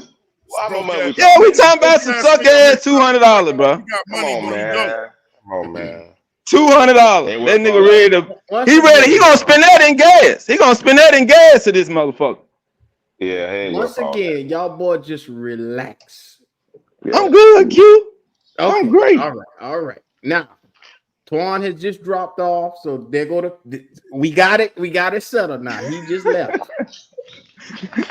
Hey, Ronnie. Hey. What's up, Wiley? Come on, man. Well, everybody ain't in the same timing, man. Come on, bro. I understand that, but you can't get nowhere with shit. You think you finna get somewhere, man, spewing shit in a nigga lap, and then a nigga gonna go in their pockets and give you some money. You got me fucked up, bro. No, like I told them, Q. I mean, well, I told everybody, bro. I'm going through some shit with my family, bro. I ain't got the money that I had, nor do I have the income that I had when I made that bit. And I told Q, I told GOAT, I'm gonna take care of everybody. But if you come on that motherfucker deboing me, bro, like you finna make some move, bro, cause you talking, nigga. It don't work like that, bro. Like he done got every bet he done made up front. Nigga, you ain't special, bro. You ain't goddamn, you ain't shit, bro. But a nigga that get on here talking. You know what I'm saying? I got you. I understand what's going on. I got you, man. Yeah, like something. It's principles, of course. I'm gonna put it like this right here. Ronnie knows that he owed this man. He's told this man on multiple occasions that he's gonna pay this man. Now, the disconnect comes with, I guess Tom feels like every time he see this nigga, he gonna press him. Which that ain't gonna make nobody pay you no faster. Yeah, that's different. So I mean, that kind of agitates the situation and doesn't make it any better. Now, It don't make it better. Ronnie You can Older give my nigga- number, Q. I ain't tripping on that nigga. Maybe we need to have a conversation. I'm not doing that. But Ronnie Older nigga. But then, like I said, I had to wait 6 months. I mean, so what the fuck?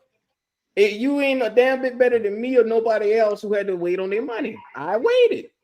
Yeah, and we ain't talking no big trash anyway. The point, but I understand the principle behind it, but you're gonna lose more than $200 doing that bull crap, so it ain't worth it, man. Yeah. It's just about principle and moral about it. Yeah, we know what the deal is, and like I said, I was willing to just be patient because it ain't the end of the world for me. No $200, man. Well, we You know know who what it's I'm the saying? end of the world for. That nigga must owe some motherfucker. Like somebody must be on his ass, nigga, because this nigga acting like shit. I understand though, like I made the bet, I gotta pay the man. I ain't tripping on that shit. But you not finna bully me, nigga. I don't respond to that. If anything, I'm gonna respond the opposite. Cause now I want to pull your bluff. Now I want to see if you really about the shit you talking, bro. You know what I'm saying? Cause I don't run from nobody. I don't give a fuck if you in front of me or 100, 300, 500 miles away. I'm not running from you. So, bro, all that big shit he was talking. I understand that, Ronnie. But right is right and wrong is wrong. You shouldn't be popping off on a nigga when you know you owe that nigga. You know what I'm saying? Yeah, I accept that, Q. I do, but now, granted, I'm not. His approach was not right either. You get what I'm saying? Right. His approach ain't right, and your response ain't right. Two wrongs ain't gonna make it right. Nah, you know what I'm saying? I agree with it. I can't argue. At the end of the day, y'all on two different pages. You know what I'm saying? I know what page he on. He on the page where nigga give me my money. I don't give a fuck what you talking about. And I'm like, nigga, fuck what you talking about, nigga. I'm gonna give you your shit when I can get it. And that's what it's gonna be. If you can change that, nigga, you come down here and change it. But other than that, bro, you gonna get it when it's feasible for me. I understand, bro. But we come on, bro. We got brothers. We can't be. Come on, man. No, what? I understand. I understand there's a level of respect that gotta be had, but when you start disrespecting a nigga, I don't give a fuck if a nigga owe you or if a nigga whatever. You start disrespecting, bro. All that moral and character shit go right out the window. That nigga came on this platform and disrespected, bro. Everybody. He disrespected everybody focusing on this shit. Cause he's already understood. Q say the shit. Motherfuckers in the chat say the shit. I ain't tripping, but when you come on here and you attack me personally, bro, like, oh, nigga, we gonna talk over everybody? Oh, bro, fuck you. Yeah, I got you, man. You know what I'm saying? Ooh, yeah, I got you, man. Hey, man. I'm driving, man. How everybody doing, man? What's going on with your driving? Hey, man, I'm gonna say this, man. I don't know what's going on, but as all this older and we experience things in life. There you go. And if you telling me this your first experience dealing with betting a nigga, then we ain't talking. You feel me? I mean, I'm just being real, bro. You get what I'm saying? I mean, we can't. This is about the Panthers. You get what I'm saying? I come here and I like this show because of the representation. You get what I'm saying? Right. I ain't really vibing on what other people talking about. You know what I'm saying? That extra. So to be like I said in the chat, you feel me? Old guy was wrong, but he right. And as all us see this transitioning, we should approach that and understand the respect of why we here. You get what I'm saying? Right. Regardless of what, you know what I'm saying, what other people do on their time, because we can't make that a part of the show. You get what I'm saying? We can't make that. That's all I'm saying. You know what I'm saying? So I take accountability for it. We've been talking some good football up here before that shit, man. I want to talk football. So me too. Yeah. Me too. So how y'all feel about the first week, right? who gonna play our best receiver, Tech? They got him lined up number 1. Who you think they gonna put on Tech? Is they gonna put Hunter or they gonna put an experienced cornerback on Tech?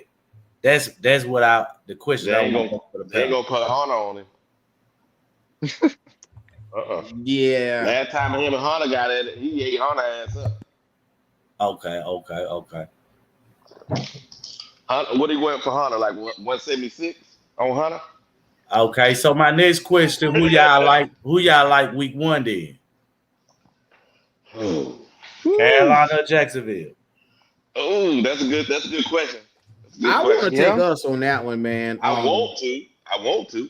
Me I too. want to take us, I'm gonna say it. but they got a little more firepower with Trevor Lawrence and them boys over there, man. And that defense is a little more together than ours. But it's just preseason, so I mean, well, first game. It can have first game of the season, yeah. God damn, that's gonna be tough. I'm gonna take us. Okay. Yeah, that's just my observation right now, man. I ain't big on, like I say, I ain't gonna focus on the future. I'm just gonna focus on one game at a time. And I think I look at that. So what you think is the best matchup then? I mean, that was what I've been asking people who, far as the defensive matchup. So that give me better of an idea of who I really leaning with. Like I say, I like us week 1. I think we'll win. I think it's gonna be a close game now. Yeah, it's gonna be a very close game, but I can see a field goal or a last second drive to where both teams, whoever got the ball last will win. So I'm looking at a one position game, but I like us because I feel like we match up. Like you say, I ask everybody, they say that they're gonna go with a rookie against a rookie. And I like Tech, man. I think he gonna have his probably best game, the first game, because I think that's gonna be the most game where he'll have. It's gonna be Hunter's coming out party. Hunter's problem gonna be is he's gonna realize the physicality of people pushing him on purpose just to make him tired and chucking him every time they get the opportunity. Then that's gonna give us opportunity in the fourth quarter for if he's on Tech gonna get him a few, high point, a couple balls on him or something, maybe a touchdown. Because I don't think he's gonna be able to keep up with the physicality of the game because it's different in college than in the NFL. Especially when these guys start grabbing on you unintentionally, just grabbing you just to make you tired. I don't care, you can run all day long, but man, everybody get tired, bro. And he playing both ways. He's playing both. That can be ugly. What you think, Keith? I think Travis Hunter, if he on JC Horn, won't be that big of a problem. But if that nigga's on Mike Jackson, oh boy, you told me he might have a damn career day in his first game. I'm not high on Mike Jackson as a corner. Yeah, nor am I on Mike on Sean Jackson. Smith-Wade. Mike was a big part of the defense last year, bro. Like I can't sleep on Mike like that, man. But he just I'm snoozing. I'm sleep. I'm a narcolepsy. We went through this yesterday, Ronnie. He's only average. Now, he's a little above average, a couple notch above average, but he's average, man. But he didn't play average with us, though. Yeah, he did. I looked at his last year's numbers. His PFF number said, now, above average is 70. He had 67. Average is 65. So he's between average and above average. Okay, despite the numbers, when you look at the defense, bro, who was the bright spot on that defense next to JC Horn? Just that, besides the numbers, that nobody. I ain't saying take the numbers out the equation, but look at the impact that's made when you look at the team, bro. Like I don't look over impact, bro. I don't overlook how I can't give him a fair assessment for this reason. Right. There was horrible free safety play, and they were having problems handing off the receivers between the defensive back and the safety. So I give him some grace on that. Same thing with JC. There was miscommunication. So I'm giving him some grace, man. I'm not saying, but against Hunter. So the pressure. So you don't look at the fact that we didn't create no pressure up front to alleviate a lot of the issues that we may have saw with the cornerback position. Yeah, you don't put none of that on the front seven. Yeah, I do. But what I'm saying is he's still an average player. He's been an average player his whole career. He wasn't average. Wrong with that, there's nothing wrong with being an average guy if you're number 2. That's good. I guess you could say he was average. You know, I just look at how the defense played when it was him and JC on the field. I look at him making impact tackles. I feel like he's one of the best tacklers on the team. And he's an average player. There's nothing wrong with average. So I got you, Why. This is not an insult. You taking it as an insult. I'm not taking it as an insult. I'm just looking at the play up front, and a lot of that play up front impacted the play of the cornerback position and the safety.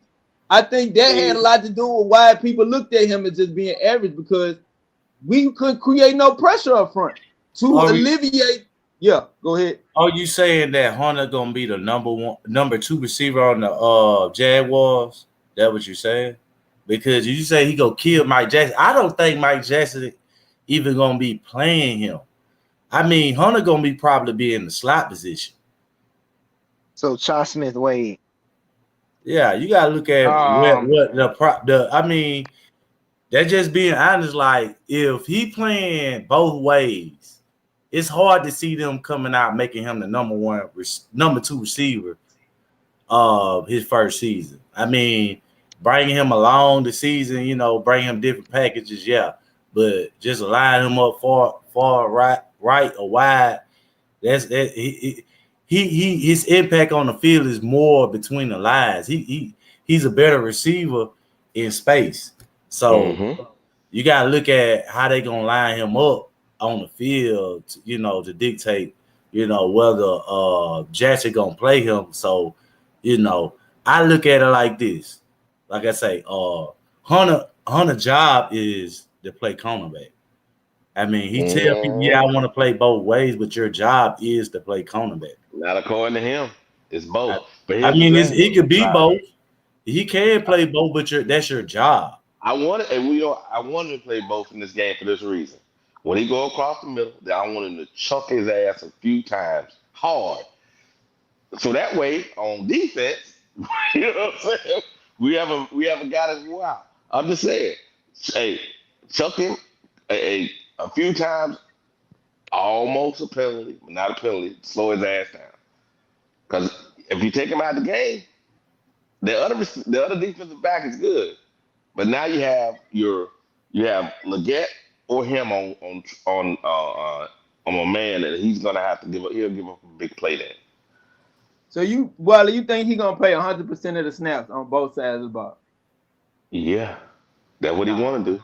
That's what he want to do. But I don't think the coaching staff gonna allow it. They may slowly progress to that, but I don't think they gonna come out the gate saying 100 snaps. I think they gonna progress. He may do 40% of both ends of the snap.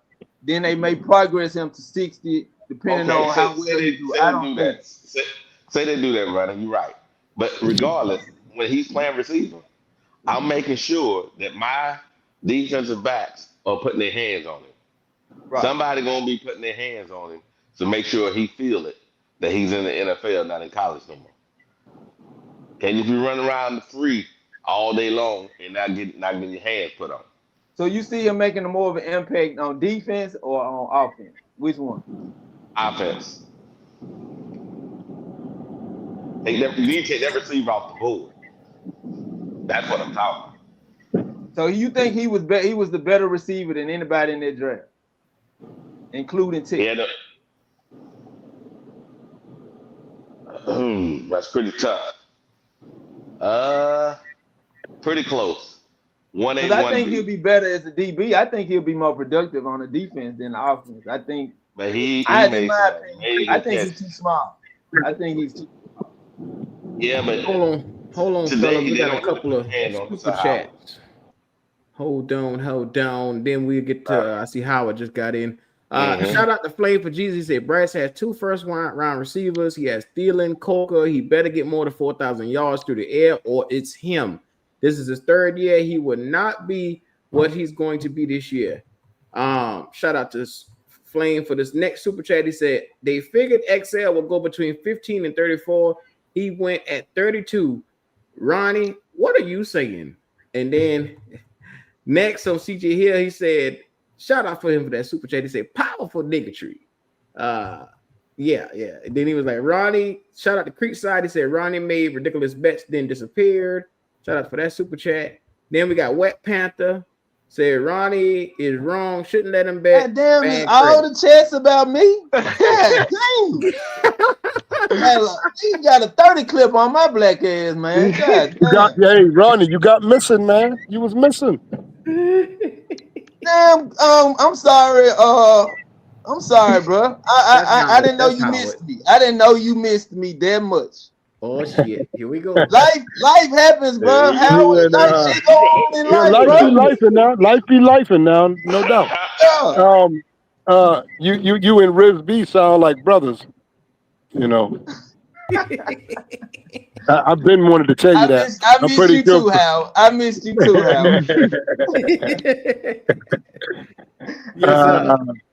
I'm gonna ask a question, man. Go ahead, Doc. I know I'm always like this down and ass Panther fan, but at what point because I hear people saying, give Bryce the whole season. You think we ought to give him the whole season? At what point do we bench him at what point? If you know what I'm saying? I would bench that nigga if he fuck up the first 2-3 games. I'm out on him. First 2, I would have benched this nigga last year, but Ronnie, what you think? I already told y'all, even if he get benched, he ain't going nowhere. Y'all can hope. Y'all can hope for benching. Y'all can hope for benching, but that don't mean he. No. I ain't hoping now. I don't like the little nigga, but I ain't hoping he get benched. I hope he does play well. I want to see my team, win. But if he can't win, it's a point in time where you got to say, look, I wash my hands with this. Great, Harold, what you saying. That sounds like you pretty neutral on it, but the perception that's coming out of your mouth with the rhetoric you've been talking, you have no interest in Bryce Young doing well. You have more interest in him. Why? You have more of an interest in him doing bad than good. Well, he's done more bad than good. That's what I'm basing it on. Okay, so when you get hired at a job and they say, well, you've done more worse than good here. So we don't just let you go. That's what the job does. Hey, right to work states do that. They do that all the time, man. That's why a lot of people like unions. So they just can't come up and fire you like that. But anyway, hey, you got to wash your hands with him at a certain point, man. But they're not gonna throw him out after they wash their hands. They're gonna wash their hands and they're gonna see if he's capable of competing with additional talent. No, he ain't getting no more chances like that now. No. You say he's not in you done got benched. You done got benched twice now. If he get benched 2 times, come on, Ronnie. You motherfuckers get benched 3, 4, 5 times before they. I ain't know nobody who tell me who did that. Tell me who did that. To name one quarterback who did that. They're not. You know how many quarterback journeymen there are that went from team to team that was cut? Right. Jimmy Clausen. Jimmy Clausen was cut how many times? I don't know. He left us, and I ain't think about him ever since. He was gone. Oh, but he still was able to get on another team. Right. I'm not talking about that. If Bryce go to another team, fine. That means they wash their hands with him. I'm talking about here. Him getting no more chances. Number 1 overall pick, Howard. If he was not a number 1 overall pick, then yeah. But he was a number 1 overall pick, bro. But this year 3. They're not going to give him a contract.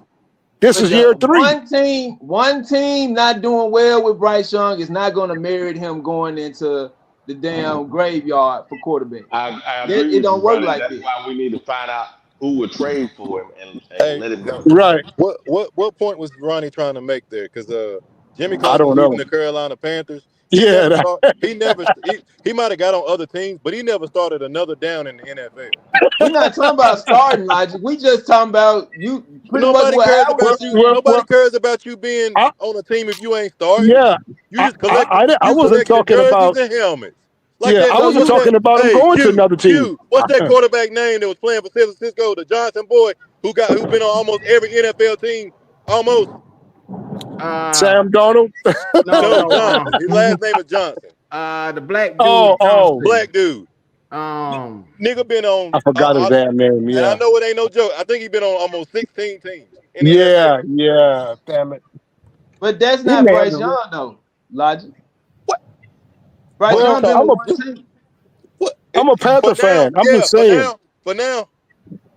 I'm just saying. I don't care. I don't care. Josh Johnson. There we go. Josh Johnson. There you go, Josh Johnson. Yeah. What I'm saying. Ronnie, is I don't care what he does after the Carolina Panthers. I'm talking about while he's here. You know, at what point, like we say, hey, Why do you think that just because it didn't work here, it's not going to work anywhere else? No, I'm not saying that. I'm not saying that. We've seen players leave here and be successful. Right. No, I'm not saying that, Ronnie. I'm saying I don't give a damn if he's not on this squad no more. I'm glad. I'm happy. Good. You don't think him going? I don't care. Think him going somewhere else? Is your argument saying that he's not good, or your argument saying that the team around him is not good enough for Bryce Young? Who, me? Me? Yes. No, I'm no. The team, no. It's him. It's him.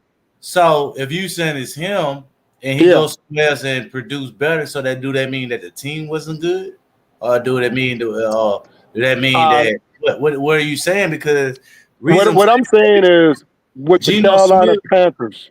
I know. Yeah, Geno Smith was never bad. See, Geno Smith. Hold on. Geno Smith got punched in his damn face. He got his jaw broke. He got certain things happen to him. All right, Geno Smith he was drafted, right? And then he didn't work out. He went to Seattle. Okay. Did we have Baker Mayfield? Answer the question. Yep. Okay. So he didn't work out with the Carolina Panthers, right? But he went to the Buccaneers and become what? So you can't say that Bryce Young is bad. You gotta say you gotta look at the team. Is the team good enough to be where Bryce Young gonna succeed? You can't make an argument. Suppose the next quarterback we get comes up and takes us to a playoff and shit. I can understand, but when you went through, you see what I'm saying now? Just think about this. What you're saying, Howard? You went through a couple of high quarterbacks. They didn't succeed. Is it the team or is it Bryce? Because it's Bryce on this situation. It's going to be Bryce. Like this, he was supposed to be the savior. You can't say it's Bryce because yes, you can, brother, and I'll break it down to you why. Go ahead, be good. And I can break it down why. All them other quarterbacks you naming, they all got arm talent. They just wasn't there mentally when it came down to it. Baker, when he went to, when he first got drafted from the Cleveland Browns, they was nothing. He brought them to basically the AFC Championship. And they didn't keep him, but they didn't keep him. So I know it was their mistake when it came down to it. So except for that 1 year, Baker been balling. What? They're not making a mistake though. The Browns made a mistake and got rid of Baker Mayfield, but the Panthers they're not going to make a mistake if they get rid of Bryce. No, because they won't make a mistake. No, Baker can do. Baker never had a problem throwing the ball downfield. Baker can swing that football. That's not at the time. That's where y'all missing when y'all trying to say,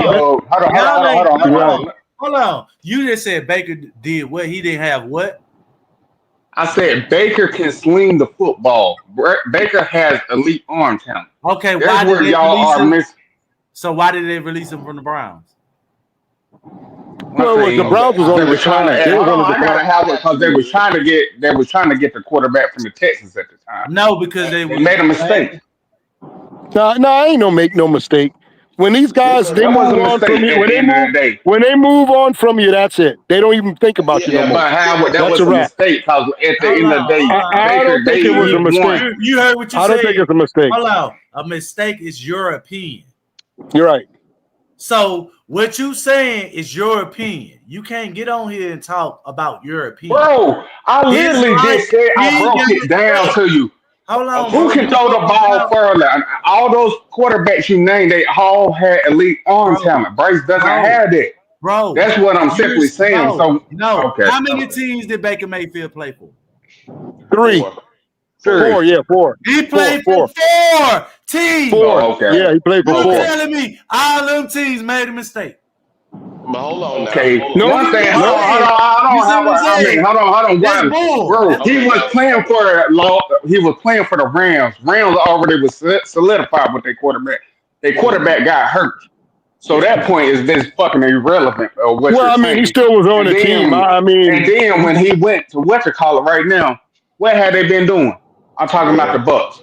The Bucks been winning the South. They've been winning the South. Definition and logic, what I'm been saying, except for when he came here, Baker actually had a net positive on his team when it came down to it. Bryce hasn't shown any glimpse of that. So when you trying to compare, if Bryce get let go, he can be like this. I like, bro, he doesn't have the arms. That's just hopefully what you're really thinking. You're just saying on the basis, them other quarterbacks did good, so that means Bryce can do good too. That's not they love, you know what the problem is? They love Bryce Young to a point where they're not judging him off of his football play. They're judging him off of, he's a nice guy, this, that, and other. Yeah, you know, but they ain't judging him. Not lie on that situation. Has Baker, like when he went to the Browns, they wasn't winning shit. No. So he got there. So when people try to make that analogy, it's a false premise. Yeah. When it comes down to it. Check it out. The reason why, the reason why they did that, because before my man got caught up in the whole massage situation, he actually was top 5 quarterback. Have you looked at it? That's why I said, while all I'm saying on that situation, if they could go back in time, they wouldn't have made that trade when it came down to it. Yeah, I'm not even saying it was a bad trade at the time. Yeah, but we understood why. What they're trying to say is why Baker got let go. Now, if we were getting a better player than Bryce, we would go get that better player. That's what the Browns thought they were getting, because Deshaun had proven to that point that he was a better player. And he had dueled with less weapons against Patrick and looked great. And you need that level of quarterback in the AFC. NFC, you can hide a quarterback. AFC, you can't hide no quarterback. That's all, you know. I mean, why look at since on my premise, who can throw the football? I'm talking about arm talent. Baker got a cannon for an arm, right? So it don't matter where he go, he can throw the football downfield. I'm assuming Geno Smith, even though it took him a very long time, he could throw the football downfield. Yeah. Okay, even the one that we had before Bryce Young, the guy that went to the Vikings. Sam, yeah, he had arm talent. He had arm talent. He could when it comes down to it. I'm just saying these guys Bryce doesn't have none of that. Like they're trying to go ahead, help them. No. I was just saying, like, I didn't care for Baker, but his stats you can't run from it, right? I really didn't like Sam Darnold either. But those guys are given opportunities all over the damn place. You know, they're given opportunities now.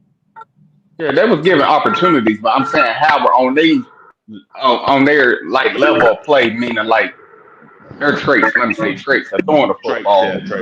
It's much higher than Bryce ever could. I just don't see. I don't see another team if he doesn't pan out here at Carolina. I don't see another team taking a chance with his stature and all that. You know, that's all I'm saying. His putting him as number 1. I just don't see it. Howard, that's what I'm saying. He has limitations that they're not accounted for. Yeah.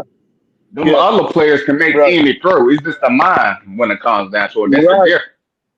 Yep. So when I hear people say, "Oh, Sam Darnold did good," I'm like, bro, you're not looking at his arm talent. You know what I mean? When it comes down to it. He got a good arm. He got a good arm now. Sam had a gun. Yo, he got a gun now. Yeah, Sam got a gun. You know, that's like why I said, I didn't like Sam. him. Like I said, But Sam and Baker, they can throw that football I got mad when he said he was seeing ghosts that time. I hated that whole Yeah, but that was his rookie year, man. Come on now. Yeah. Now I just hate when I be hearing people try to make that, you know what I'm saying, that false equivalent, you know what I'm saying, that false, you know what I'm saying, narrative that be pushing out there. Bryce looked more like, remember that they had Achilles Smith or something? The guy was out of Ohio State. Remember him? Achilles Smith or something like that? I don't remember his name. I think it was Achilles Smith. But Bryce, what I'm saying is Bryce probably be like him. He was a high draft pick, first rounder, and he just didn't land nowhere else. Because no one saw, okay, he didn't have elite traits. You know? We chose the guy. If it works out, great. If it doesn't, okay, let's keep going. And Bryce has a better team now. I mean, to be honest with you, Bridgewater wasn't a bad quarterback No, either. but think about it like this. The team we got now on the offensive end is a way better team from a talent perspective than Baker had and Sam had when they were here. That's the truth. So if he can't do it with this, come on, man. Yeah, it's enough is enough, man. And like I say, I really don't want to waste a whole season on figuring that out. I don't want to waste the whole season. They're gonna do it Because after a certain while, I stopped looking, man. I don't want to see that no more, man. Tired of seeing the same old, you know. The fans have to be literally tired of him. I just it's his football style of play is just it makes me sick. I'm looking at it like, man, I can't.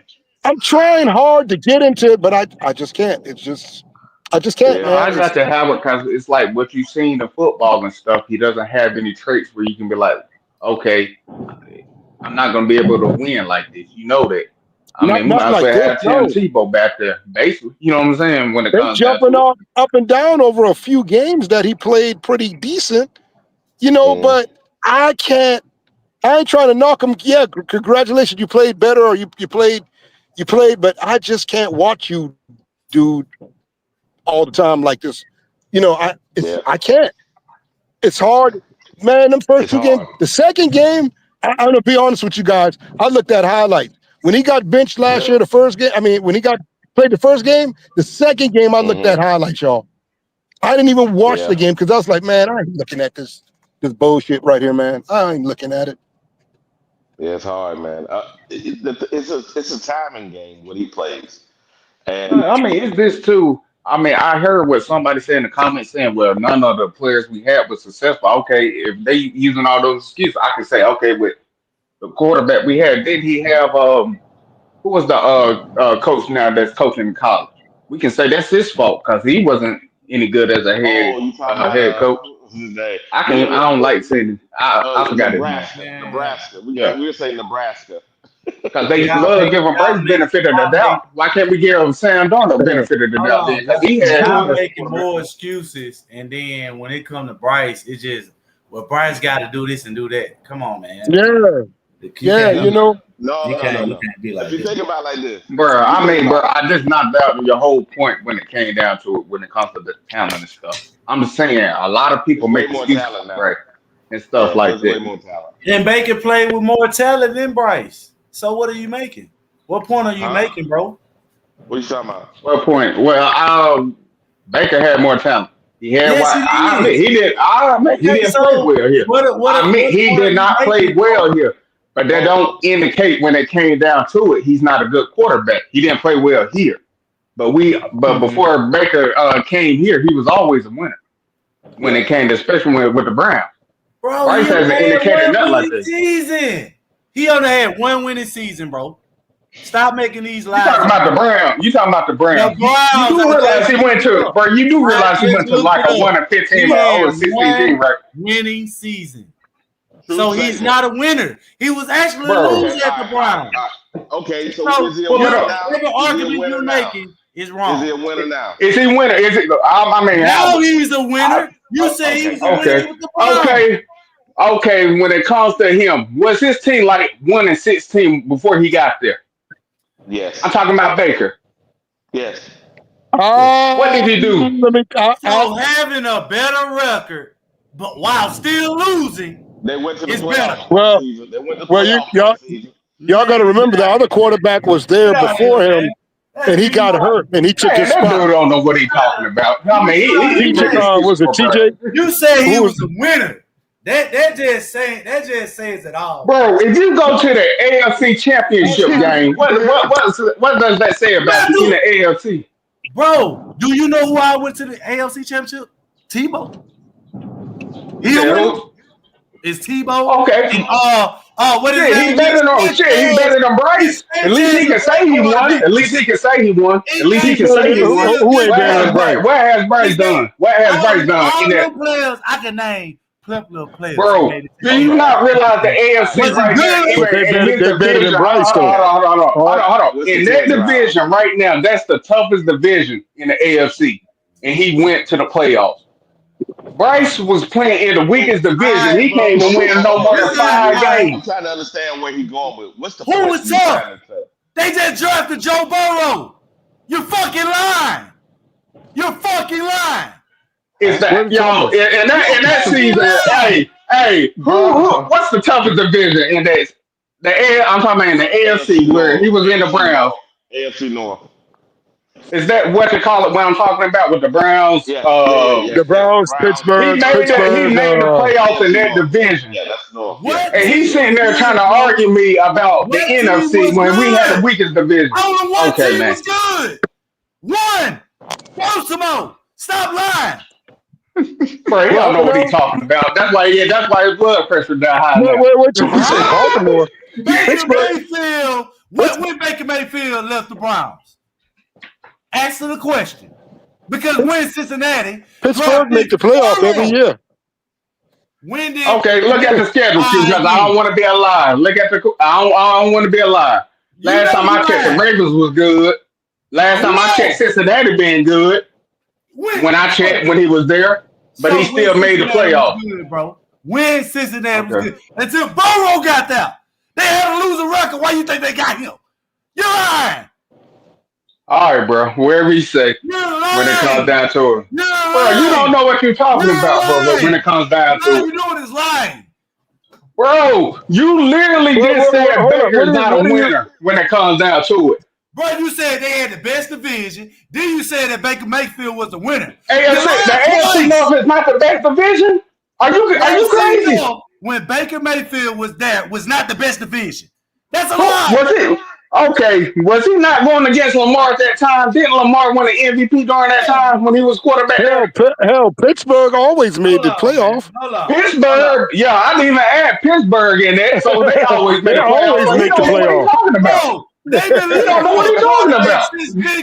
He don't know what he's talking about. He don't know what he's talking about, bro. Man, get out of here, man. You don't know what you're talking about, bro. You're a loose fan, and it's okay. It's okay. Bro, he literally debunked the whole argument. Pittsburgh has been in the playoffs. I mean, since Pittsburgh make the playoff almost every damn year with the less talent, the most less talent in the whole NFL. Firing Mike Tomlin because he can't get over the hump. Bro, he talking everything No, hold up. Who talking about firing them? The fans? Because Pittsburgh only had 3 goddamn coaches in their whole career. 3. That's it. They don't have a top. So they don't do a lot of firing. That's one thing they don't do. So they don't talk about Mike Tomlin getting fired, bro. I think the fans be saying that shit. As far as the organization is concerned, they love Mike Tomlin. He get them there without talent. He get them there without talent. Why do the fans say they want him fired? Because he ain't going past the playoff. Hell, I'd rather be going to the playoffs. I'd rather be going to the playoffs. I'd be rather going to the playoff every year than never going. I'd rather do that. Is this the same guy that was arguing and saying the Buccaneers coach wasn't the best coach in the division? Is this the same guy?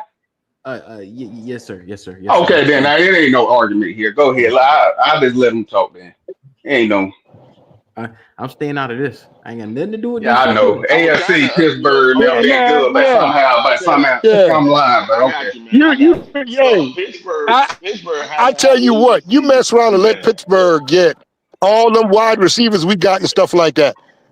Let them get that because they win with lesser talent than any team in the NFL. To me, my fault. I don't see how they do it. I just didn't realize what I was arguing against. I'd rather not stoop to that level. So you know what I mean? You're right.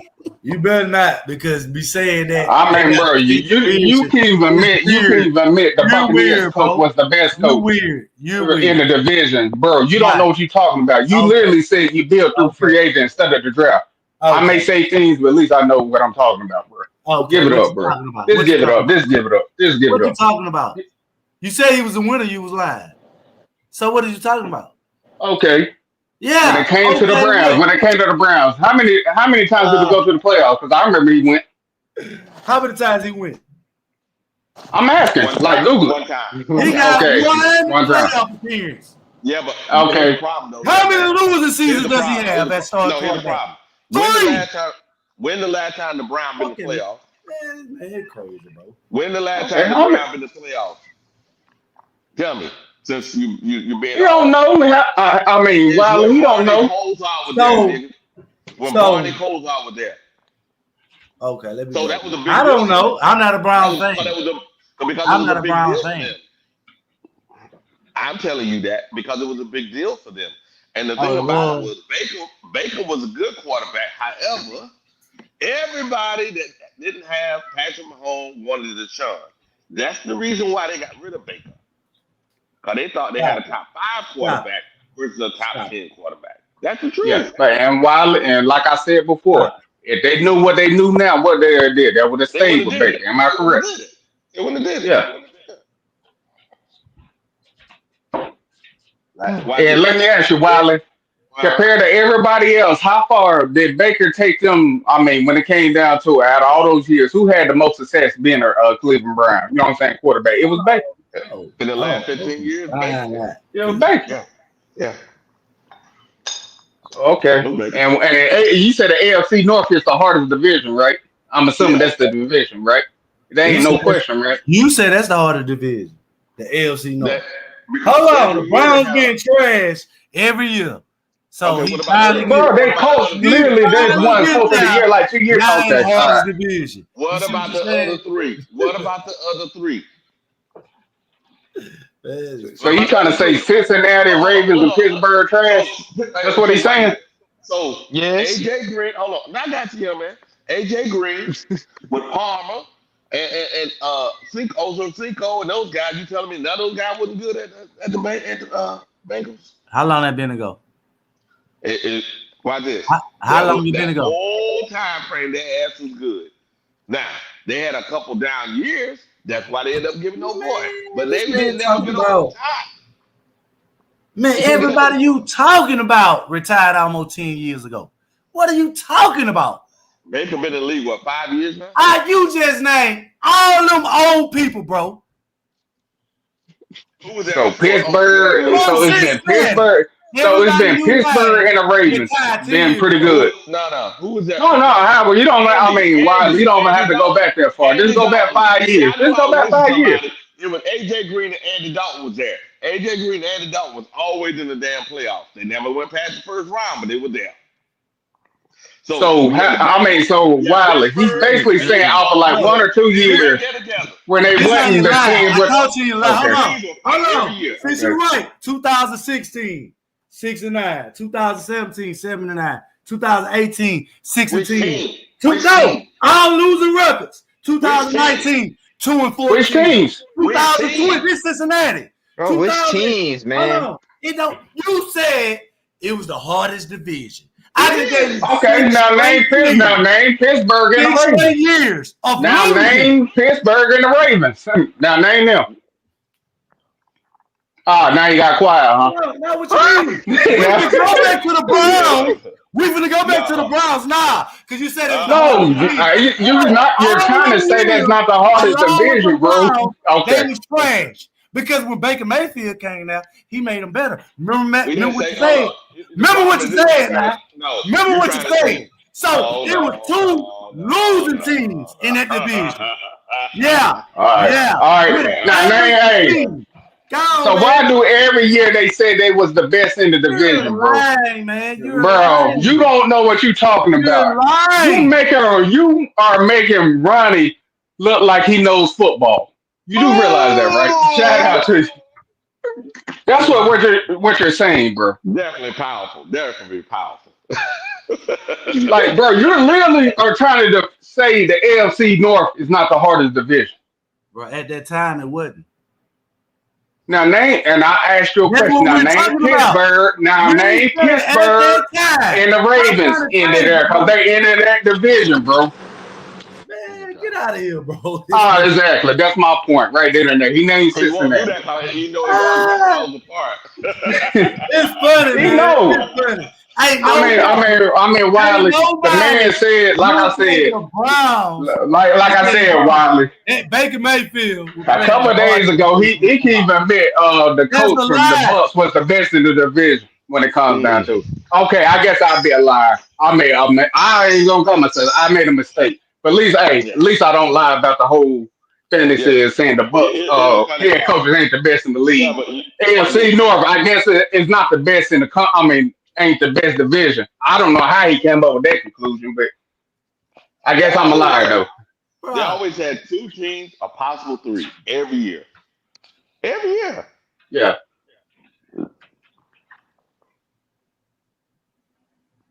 I'm just saying, because if you think about it, That's funny, bro. I ain't never seen it, bro. Cincinnati, they made the playoff probably what, twice in 10 years? Bro, 15 bro, they years. went to a Super Bowl, bro. And the You know Browns that, made right? it twice Okay. in 15 years, but they the hardest division. Bro, you still trying to That's argue the with hardest something that you division. can't argue, bro. Okay, so you trying to say during them 5 year span, what you call it, went to the Super Bowl. He went against Lamar and Pittsburgh, who's basically been playoff team. Listen to my argument, bro. Hey, read Playing for Jesus thing there. Yeah, we appreciate the super chat for Playing for Jesus. He said the bottom line, Andy Dalton has had a better career than Bryce. He could get Cincinnati to the playoffs. Bryce couldn't get us past ranking on 32 on first downs per game. God damn. That's the truth. And people Q, who is the little nigga? Hold up. I just got back in here. So somebody is trying to make the argument that when Andy Dalton was in his prime in Cincinnati, that Bryce was better than Andy? No, we were talking about the AFC North has been historically one of the tougher divisions in football. Now, the Browns have been bad, but AFC North has been hard. The Browns have been bad. When Andy Dalton, TJ Husbanzada, and Chad Ochocinco were there with Marvin Lewis, they was winning 13 games a damn year. Same thing when they had Palmer too, remember? I mean, go. You don't even have to go that far. Just go back the last 5 years. This is the 5 years when Baker and them got there. Pittsburgh always been a playoff team. Like you said, last 5 years with Joe Burrow. Joe Burrow has been, except for the year that he got hurt, he got his knee fucked up. He broke his leg. The nigga broke his leg, and then he did something to his knee. You know what I'm saying? The other years, they was in the playoffs. Yeah, and that's not even including Pittsburgh and the Ravens. And he's really trying to argue me saying that's not the hardest. And he's trying to argue saying that's not the best division. I don't understand his logic. Mike Tomlin ain't had a losing season in 15 years. Yep. Ever. Goddamn Harbaugh just been winning championship Super Bowl since he got there. What the fuck are we talking about? That's what I'm trying to understand. I say, hey, Ronnie wouldn't even argue this. Shout out to Ronnie, but damn, like, bro, what is he trying to argue here? He don't know. What was the point? What does any of this have to do with the I made a mistake. I said Baker was a winner when it came down to it. He correct me. I was wrong. Let's just say he didn't have winning season. In the air today, what's the question from about? the argument between Twan and Ronnie to this right here, y'all niggas was on one today. I came here being nice, Q. You seen that? Or none of that. The boy got subpar. I don't know, Q. How did he change the argument to that? I don't know. Thing you can compare Bryce with is the worst ever. He had the worst ever rookie season down there, and he got benched in 2 games. That's probably about one of the worst ever. Driver, you there? Number 1 overall quarterback. Yeah. You can align him with the worst ever. Can you somewhat give them an explanation as to why you were saying the things you were saying? I mean, I just pointed out the facts that Cincinnati wasn't making no playoffs. The Browns weren't making no playoffs. Ain't none of them folks weren't making no playoffs. And then you want to talk about your boy Mike Tomlin. And then, like I said, yeah, he had a losing record, but he's just been average. And the point was, what you mean? Hall of Fame coach, a future Hall of Fame coach, a future Hall of Fame coach. Mike Tomlin is getting the first ballot gold jacket. I'm not denying you on that. I take that. I'm asking you. I take that. What was his record? What? It don't matter about the record. Who is he saying is better? If the AFC ain't the best, who is he saying is the best? That's all I want to know. Check this out, logic. It's Don Shula, Bill Belichick, Andy Reid. I think it's 1 or 2 more motherfuckers, and then Mike Tomlin. Yeah, I take that. I'll be in that company. Put me in that company. Put me in that company. I think Put me in that company. I mean, I don't know what he's arguing with, to be honest. That's what I want to know. Please, somebody tell me what the man. He lost. If the AFC is not, if the AFC ain't the best, then what is the best division? Because what is the argument? What they got to do? That's the only thing I was saying. The AFC is the hard division. No, you know what I mean? When it came down to no, that was his argument. So he changed the context. No, I was simply saying Baker was a winner because when it came. Okay, he said this is what he said. Baker was a winner. He said during that time that when Baker got drafted, that was the best division in football. I said it wasn't. I never said the total wasn't the best division of football. I didn't say at that time it was the best. I said he got let him talk. That was the best division of football, and I proved him wrong because all them teams wasn't making the playoffs. Okay, but when did you? So who else was having 3 or more teams? That's impossible. 3 or better. They wasn't having 3 or more teams. Who was the other? Who was that other division then? If they wasn't them, who was the other division? Yeah, who was it? You don't know. What you mean? You do realize. You don't know. You don't really know. He just went quiet. Hold on. So you're telling me from that time that I'm talking about, that division was better than the NFC East? Yeah. Yes. No, what are you talking about? Yes. The Cowboys. Yes. Cowboys. Yes. Easy. Easily. Yes. Yes. The Jets won't shit. The Dolphins won't shit. Easy. And that's why I said relevant again. You can name Josh Allen and yeah, our old coach got. Yeah, I was trying to say the last 5 years they did the best. It was one-sided. It was only the New England Patriots. Everybody else was trash. Yep. So again, who was better than the AFC? Nobody. The North. Who was better than them? Nobody. The South won't shit, so don't even put them in. No, that wasn't it. Even in the NFC. I say, bro, just talk. Here a fanboy. I mean, he's just talking. Bro, y'all keep saying the argument. In the West, all you have was Kansas. All you have was Kansas City in the West. Yep. Now the West got tough the last 2 years. Yep. With Denver, Kansas City, and the Chargers. Mm-hmm. Yes. So you telling me from 2015 to 2021 or 2022 that was the hardest division of football? Yes. Look it up, bro. Every other division you can think of had one team at the top that dominated everybody else. Every team in them other divisions had one team that just killed everybody else. There wasn't no second team that was right behind them. Not one. Exactly. Even if it was, because I said the Ravens. I'm trying to tell them the Ravens and Pittsburgh always been in the playoffs. Yep. Now Cincinnati and them fell off from time to time, but they always came back. The Browns was always that team where it's like, but when they got Baker, they was on their come up. You get what I'm saying? There was a playoff contending team. I tell you one more thing, driver. Look at the quarterbacks. All the quarterbacks started getting drafted in the AFC in 2018. Yep. That's when the motherfucking division started back getting good. We had all the quarterbacks in the NFC North. And now look at it. It's done flip-flops. Yes. Green Bay had their division on lock. They used to whoop everybody's tail in there. Every now and then the Vikings would do something. But for the majority of the time, Green Bay was the big bully over there for the longest. Mm-hmm. So I'm saying, bro, it's nothing compared to them.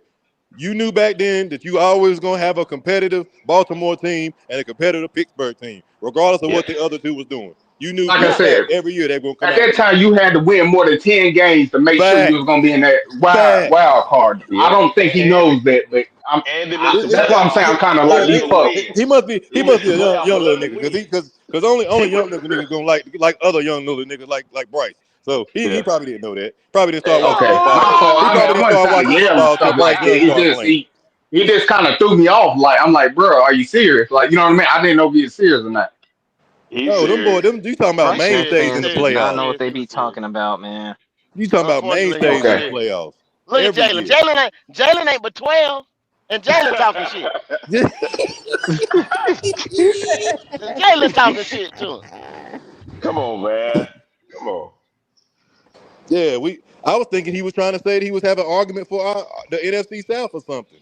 I don't know what he was. I mean, he threw me off because I said Wichita was a winner, but I was looking at that division like, hey, that was a tough division. You had to win. You know what I mean? When it came down to this the messed up thing. Be good. Listen, this the messed up thing. If you want to talk about Baker Mayfield's output during that time, if they consider it was just all right, or he had 1 or 2 good seasons, whatever case may be, guess what? If you take him out of the AFC North and put him anywhere else, he'd have been doing this. There you go. There you go. I ain't gotta say nothing else. They keep forgetting how hard it was. That's what I'm saying. That's what I'm saying. Your ass had to go through Pittsburgh and Baltimore defense. Come on, man. Yeah, you gonna earn that. Anything you get over there, you gonna earn it. That big boy. I mean, that's why I said at that time when they made that trade, you know, it looked good, but now if they could, they would keep Baker. You know what I'm saying? When it came down to it. All day they'd have kept Baker. Because I mean, you can say he was average compared to those other guys, but at least he was winning. Yeah. And, you know what I'm saying? Somewhat, you know what I'm saying? Putting up some numbers. Like, that's why I don't understand I tell you, because they knew how they knew now, they'd have never brought Odell Beckham's ass over there. Nope. And they'd have kept Baker. Yep, and they kept Baker. That's what they did.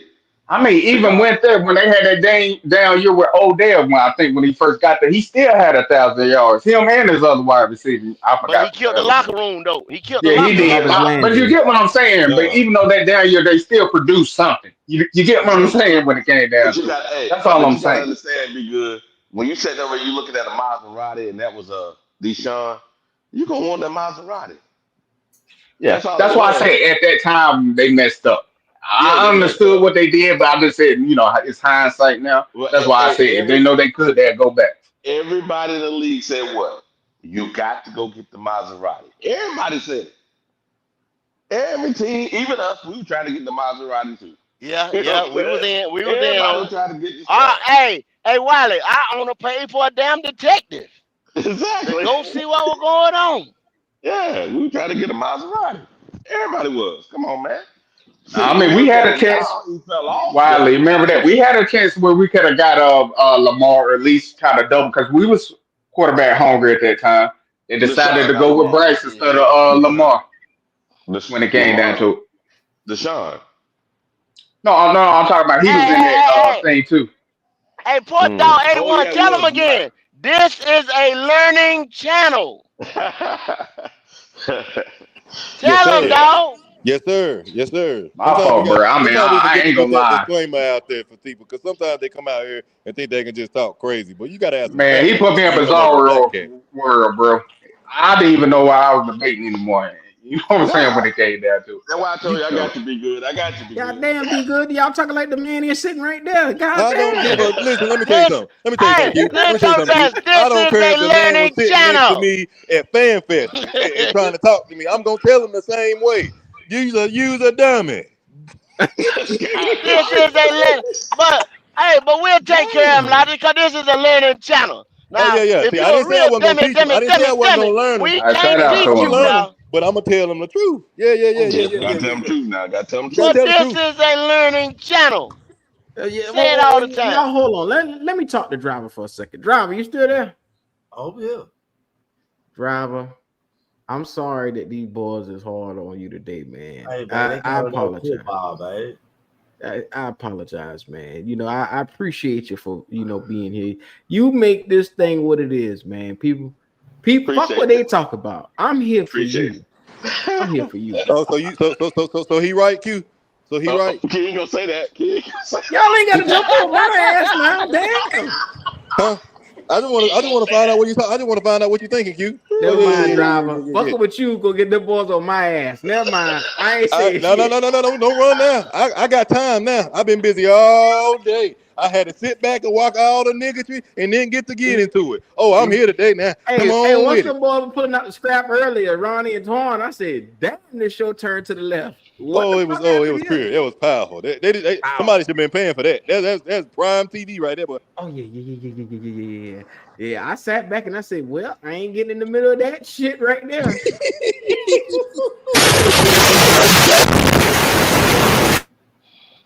Connor, you got a lot of noise in the background there, brother. I'm gonna unmute you for a second, but you got a lot of noise. Let's see if you got less noise now. Hello? Oh, God. What where you at now? Damn, Connor. Where you at now? Tornado? Sound like you got somebody locked in the basement. Connor, you gonna have You to need call some us back help? when you get your sound together there, brother. Yeah, you all right? Are you trapped in a well? Just raise your hand. Oh yeah, clap 3 I'm gonna times. try one last time. I'm gonna unmute you. You still got noise. I'm gonna have to take it down, brother. Here we go.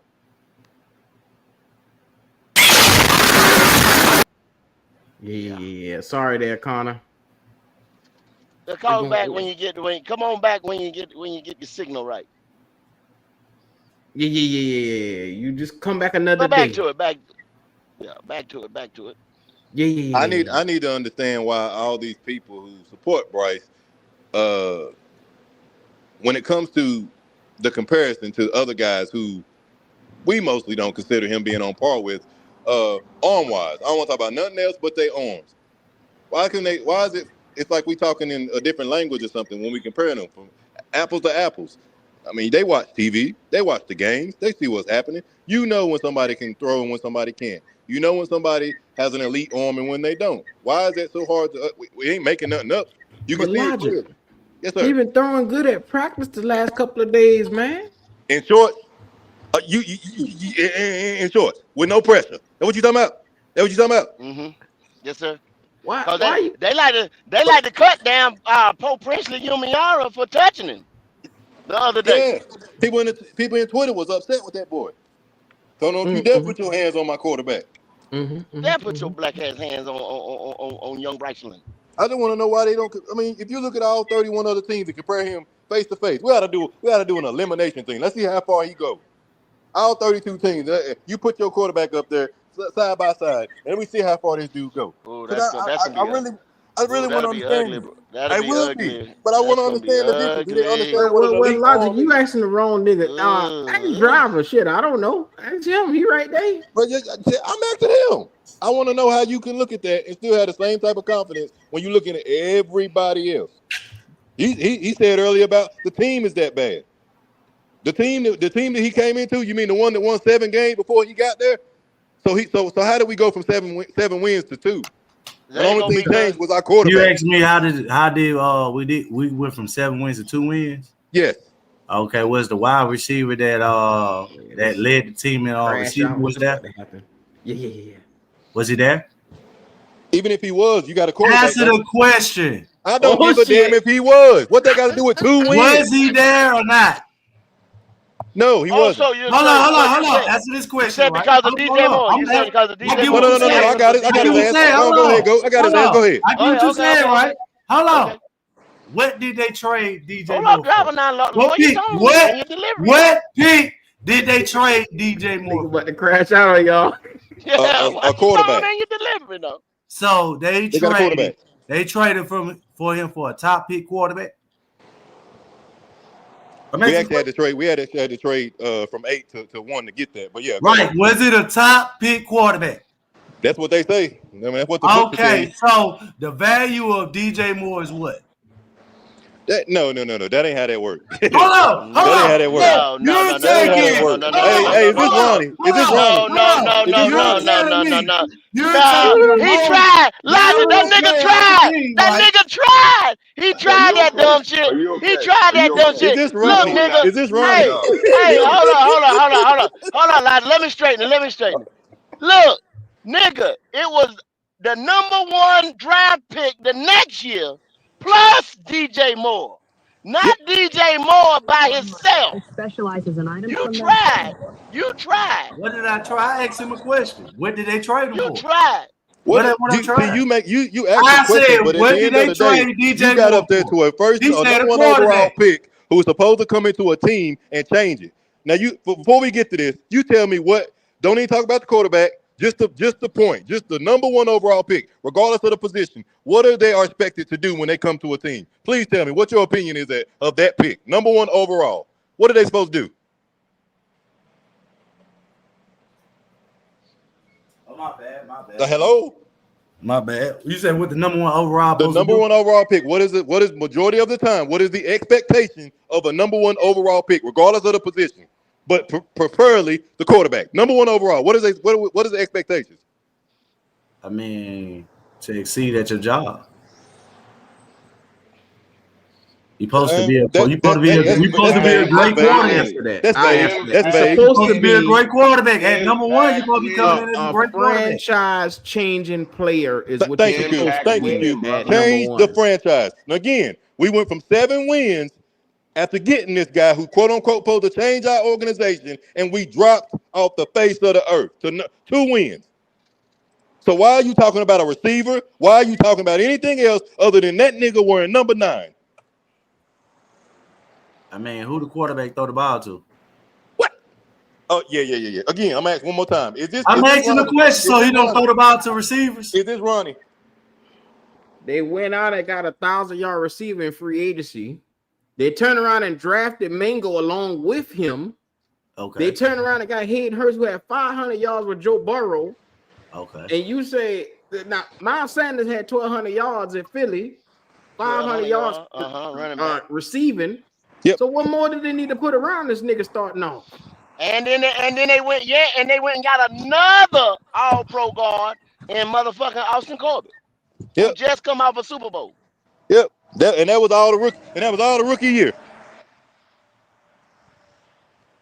But we didn't do shit. As an organization, we didn't do nothing for him. Hold on. So you said replacing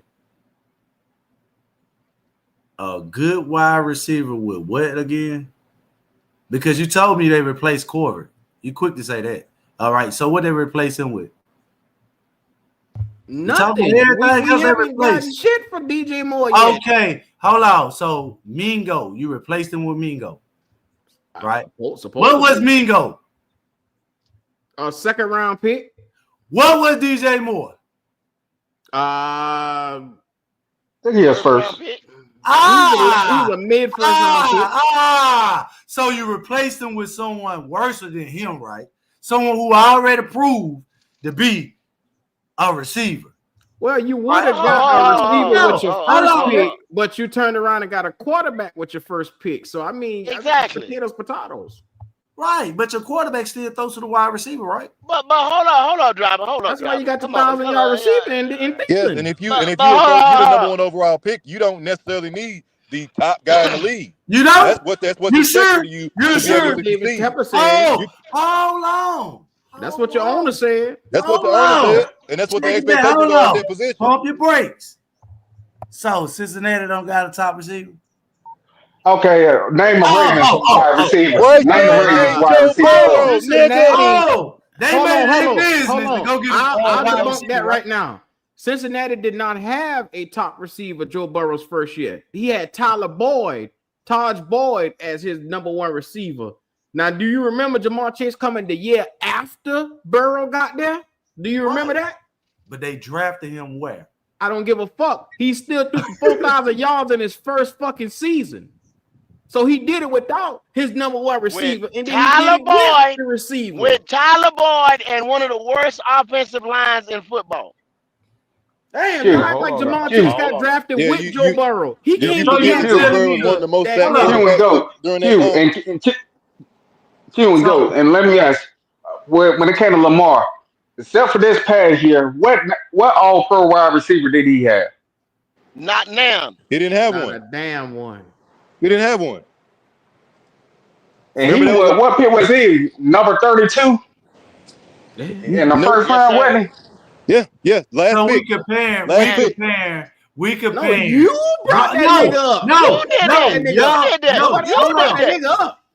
What I'm saying is you guys are comparing rosters from what DJ Moore had to what Bryce Young had. That's what you got. I just said the Ravens didn't have comparing players that whether they had first round pick wide receivers or not, they were able to be successful. Bryce Young has done neither, whether he had a first round wide receiver or not. He's been neither. So our problem is, why are you still vouching for this nigga? But Logic, he's still missing the point. Over here, y'all never said DJ Moore was an elite first round draft pick. You never admitted that until he left.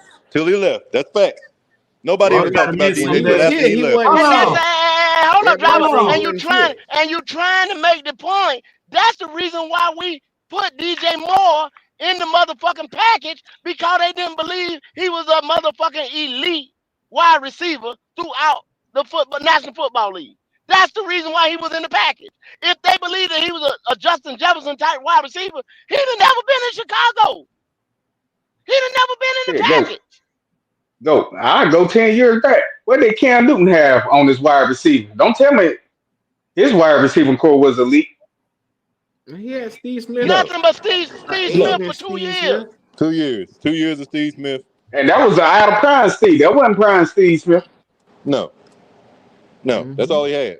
Man, y'all comparing rosters to a I didn't say wide receiver. Because when you said Bryce Young, you drafted Bryce Young first overall, depleted his roster, and then expected him to be all world. Nobody depleted his roster. Nobody depleted his roster. roster. Came to a roster that was normal for a standard quarterback to use. He just couldn't do it.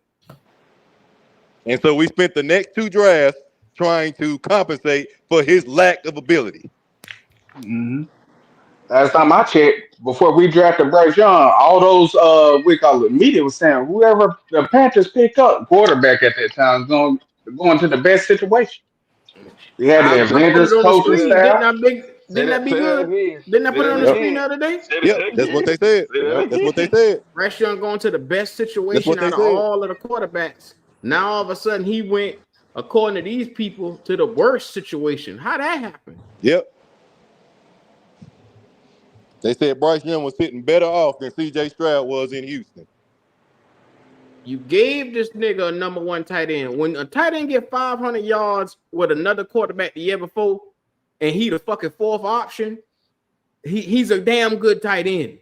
When you get a 1,200-yard running back and you put him behind this line that was damn near had 2,000-yard running backs, it's a damn good offensive line. And you still have one of those running backs. The offensive line. Thank you. Foreman just had 900 yards, and that other nigga, Chuba, damn near rushed for 1,000 yards behind that same offensive line. Yep. I don't want to hear that bullshit that niggas talking. And the offensive line was ranked number 6. Thank you. 6. Come on. They had to tear all that down because it didn't fit him. Thank you. They had to tear all Hold on. What I tell you, go back to it. So you saying the first year it was Bryce Young's fault? That was basically what you're saying. Yeah. Yeah. Okay. What you want me to? What you want me to do about that? I mean, one of the primary reasons. Okay. You drafted a nigga that couldn't run your offense. Oh. Couldn't run it. Why Q? I tell you what? Why did he do the first game? Hold on. Why did he do the first game? Why did he do the first game as rookie season? Them 2 picks across the middle to Jesse Bates, back to back. So did he lose that game in Atlanta? Did he lose that game in Atlanta? He single-handedly cost us that game in Atlanta. Okay. Then Monday Night Football opener at Bank of America. We was in the building Monday night against the Saints at the opener, and that motherfucker threw that fucking game away after I spent $1,000 on fucking tickets. You were Sunday that night. You came back and did a podcast that night. I still remember it. You spent $1,000 on this little punk ass nigga. I got mad all over again. You remember what you said when you was on that podcast? You fucking right. He walks on water. He walks. Said I seen what I seen. I seen enough. Terrible, man. It's terrible, man. Y'all terrible, man. I spent $1,000 on them fucking tickets, and the nigga come out here and shit the fucking bed. Then they say, well, he got injured at the game. I said, when the fuck that nigga got injured? Because me and you was sitting I don't know. I'm sitting there looking at his ass. The nigga say, I don't know. Bryce didn't even know. I didn't know when I got injured. They bench him, bring Andy Dalton in the next week, 360 yards from Andy. So that was low key while they try to keep it. That was the second time he got benched by 2 different coaches. They made up some shit and benched this nigga. But he didn't get the message because he said, I was okay. Well, and this is the thing. This is the thing, Wiley. He lost because Andy still lost the game. Was the only reason why they didn't make no changes permanent. He shouldn't have been starting from the get-go because he wasn't ready. Remember we had that discussion. I said they should set him down, bring him in the last few games of the season. I remember that, Wally, and everybody was saying, nah, because he's first overall, he should play now. But that's circumstantial. It depends on the guy. That's important. And they didn't look at what they had. Because the owner didn't take the advice of the coaching staff. We couldn't even evaluate no talent, remember? No. We still can't. Why? What's my man's name right here who like Bryce? What's my man's name? Oh, Driver. Listen, hey, so after seeing Andy Dalton play in those games and see that the offense started moving, when you previously saw Bryce play with that same offense and didn't do anything with it, what was your response to that? What did you think happened? I think Bryce was playing bad. I mean, that was the point that I could say that, that was a point where I was like, yeah, he needs to be benched. I mean, last year, we talking about last year, yeah. But the first year went on him. I'm not going to sit here and allow people to say that. You know what I'm saying? I mean, if that's your opinion, that's cool. But like I say, his first year, when you get sacked 66 times, and then the next year they spend $100 million on the line, I mean, you guys can't tell me that they don't know more than what you guys know. But why his playing style is what accumulated those sacks. Him dropping back, to the ball, running into the tackles in the guard. I mean, you don't remember he's a rookie. I mean, he's a rookie. I'm not going to take away. I'm not taking away. Diminish what the fuck we said because you said you ain't going to tell me. No, because for one, you know more than what the people were saying. Because why? I just told you what the fuck happened. You don't know why you don't know. Because at the end of the season, what did they address? Because they didn't fit. And they still not come out the next season and get sacked. What did they address? They addressed the whole middle of the line. But here's the problem. Why did they do it? Why did they do it? Because they were terrible. No, it wasn't. Because the 2 fucking starting guards got hurt. They got hurt.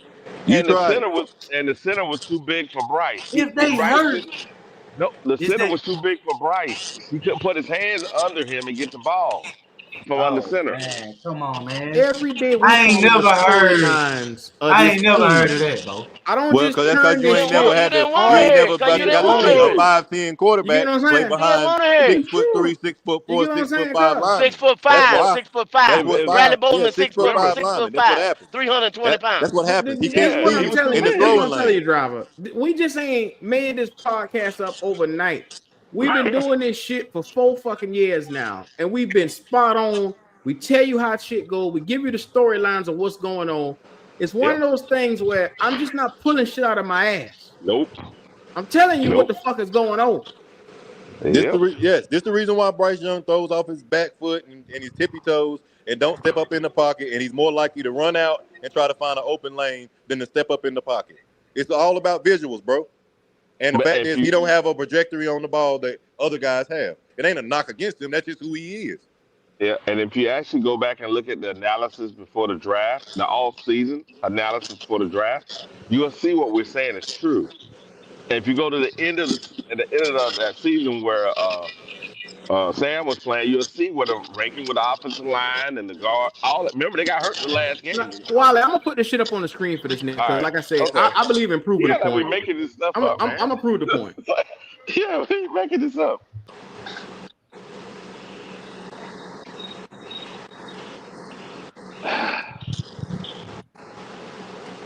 Yeah. Go. One thing about it, bro. You can't talk about the interior. You know what? The expert right there is GOAT. He'll tell you. Yep. Let me tell you something. You can't run the daggone football if your guards is trash. Yep. So we're gonna talk about what happened the year before Bryce got there. How we get them type of run games and be that dominant with sorry guards. Exactly. How do we abuse we abused the Lions in that game, remember? How do we do that with trash guards? Trash. Do that. Come on, man. And I think it was the other day, one of y'all guys was saying Chuba, he ain't very elusive. And he normally get tackled after 1 or 2, after he get touched, maybe 4 or 5 yards down the field. Mm-hmm. Well, Chuba was getting some large runs though that year. And that takes your center has to be able to get to the second level, Wiley, to do that. To make that happen. So you saying that Ecom wasn't getting talked about as playing bad? You mean Aquano? Yeah, that's his first name. I'm asking the question. Explain to me though. How can you have a 91 PFF before Bryce, and then you be in the 60s with Bryce? Yeah. Your rookie year, you got a 91. Rookie year. Now I'm making that up, but you can go look it up. Because I'm making that up. So you can have one. Something's got to be the common denominator, driver. Something's got to be the common denominator. So did Alafinian catch 1,000 yards? Yeah, he caught 1,000 yards. Because of who? No one said that. Because of who? The quarterback threw the ball. Oh, okay. He got 1,000 yards. Oh, okay. So now everything is basically a reason why Bryce. Oh, it's the quarterback.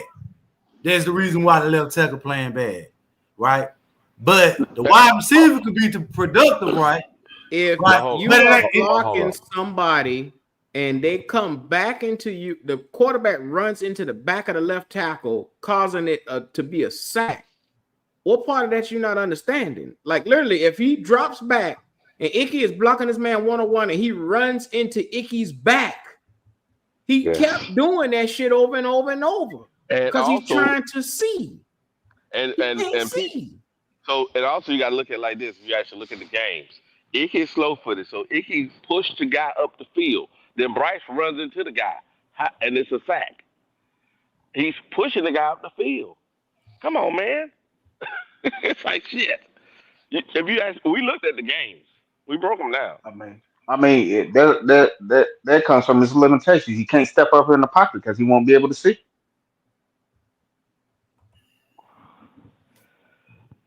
All I'm saying is y'all doing is just saying it's a reason why Bryce can't do this because he can't step up. All I'm saying is this: the first couple of years. Now, if he does good this year, I'll be here saying he's doing good. The first year when he was there, a lot of Icky stuff was his stuff. Yeah, and they were blaming Icky. I don't know why they was blaming Icky. Because if you looked at the film, because we started looking at the film, I was looking at all 32s each week. You could see it, man. A lot of those sacks was not on the offensive line. It was on Bryce. He wanted to roll out of the pocket, but the guys were pushing the guys up, because they were slow-footed. So they were pushing them pushing them upfield, and then Bryce is rolling out directly into the sack instead of stepping forward. Boom. You mean stepping in the pocket? You mean he needs step in the pocket. That's what I'm saying. He can't step in the pocket because there's limitations. Mm-hmm. He's leaving clean pockets. Basically, he's leaving clean pockets. He's taking bad angles. The quarterback takes bad angles because of your footwork or because you can't see, and you take bad angles. That's how you get sacks. That's how the opposing team gets sacks. It's all angles and leverage. Mm-hmm.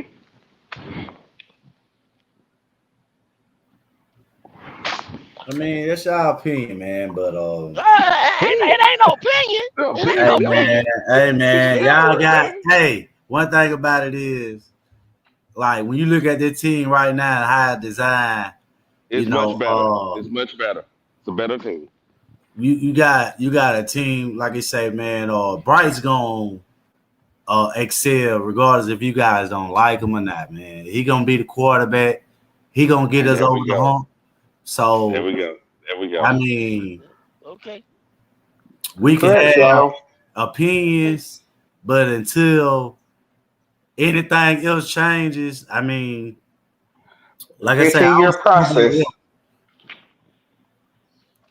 That's what's gonna happen. It's gonna be a 15-year process, starting right back over. You really believe that? Yeah. If he stays the quarterback, yeah. Because you're gonna have to pay him, then you ain't gonna be able to fill all those spots. Because the quarterback at some point gonna have to uplift the team. You're gonna be just in that Daniel Jones or to a situation wherever one you choose. All this help, y'all, all this help y'all say y'all got when y'all have to pay this nigga here. Okay.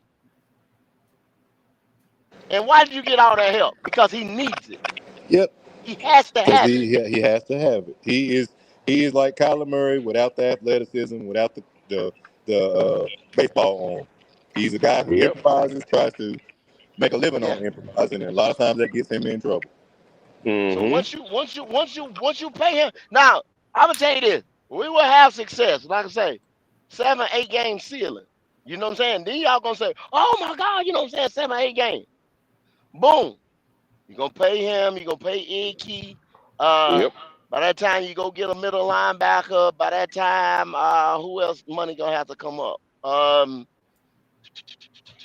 There's a couple more people that's gonna have to get money. Then you're gonna have to start selling out. It sounds like to me that's the Kyler Murray, you know what I'm saying, situation right there. All day, Daniel Jones, Kyler Murray.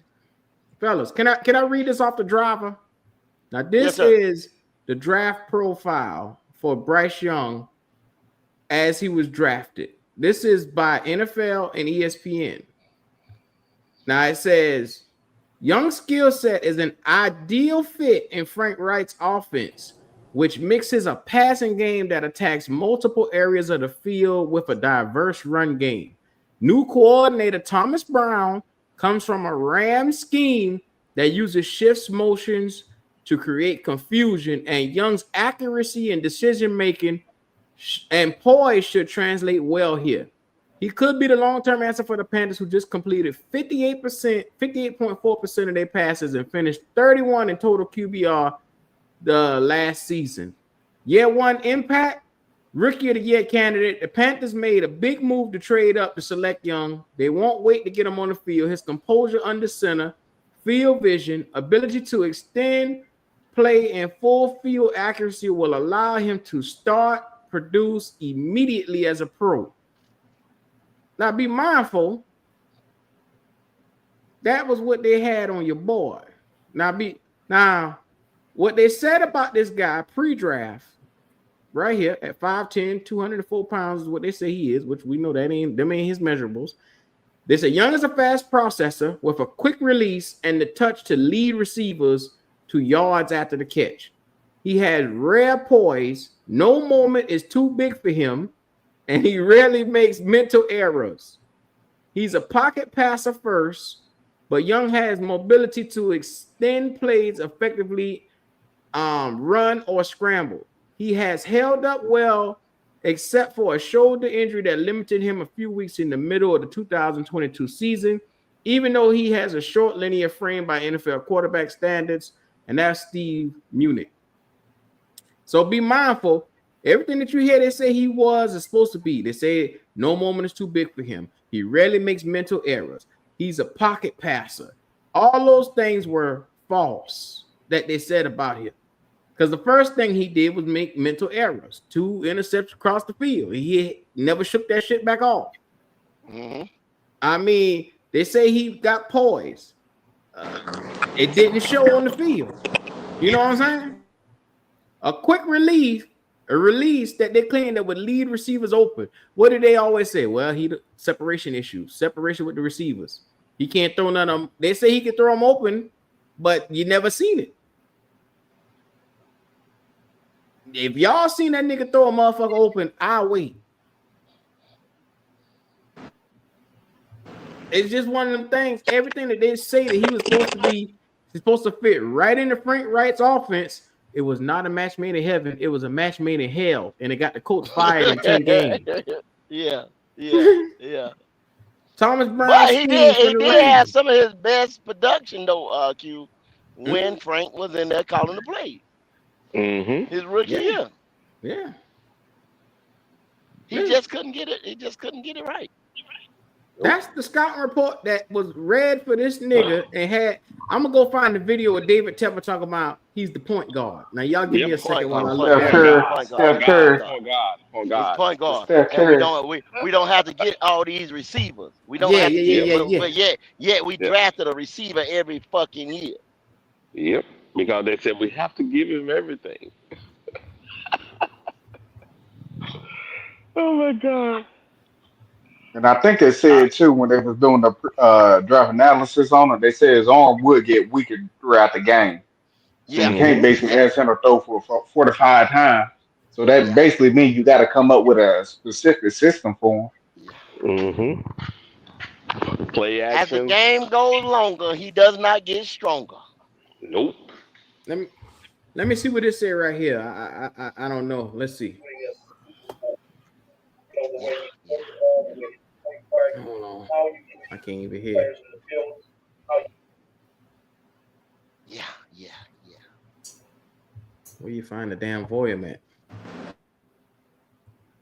Ah. That's probably the way he throws the ball, the way he's point guard, how you get the players in the field. Y'all can hear that? Because he's point guard, right? So I can't hear shit.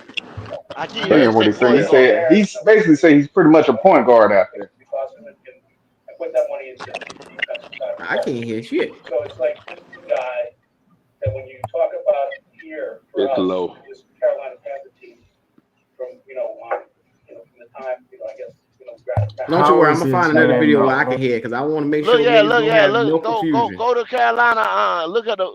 He said the same shit on the blueprint. The blueprint draft, the first one, draft night. He said that same bullshit.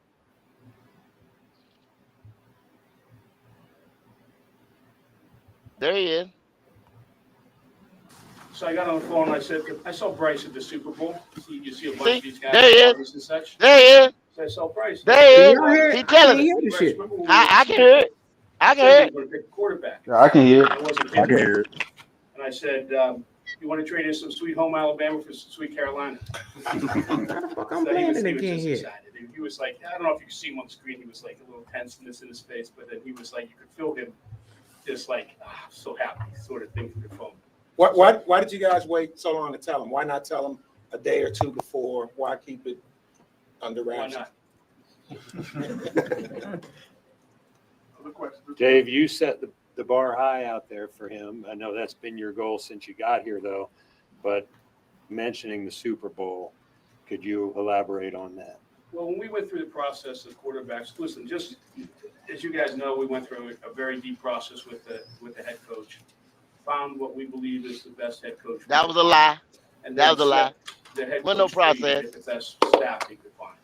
Okay, so that was what we did. So, and then when we were going through the process of these quarterbacks, you know, one of the questions we ask ourselves is, which one of these guys will be, you know, a guy that can take us here? What's the probability that this guy can take? Because there's no sure thing.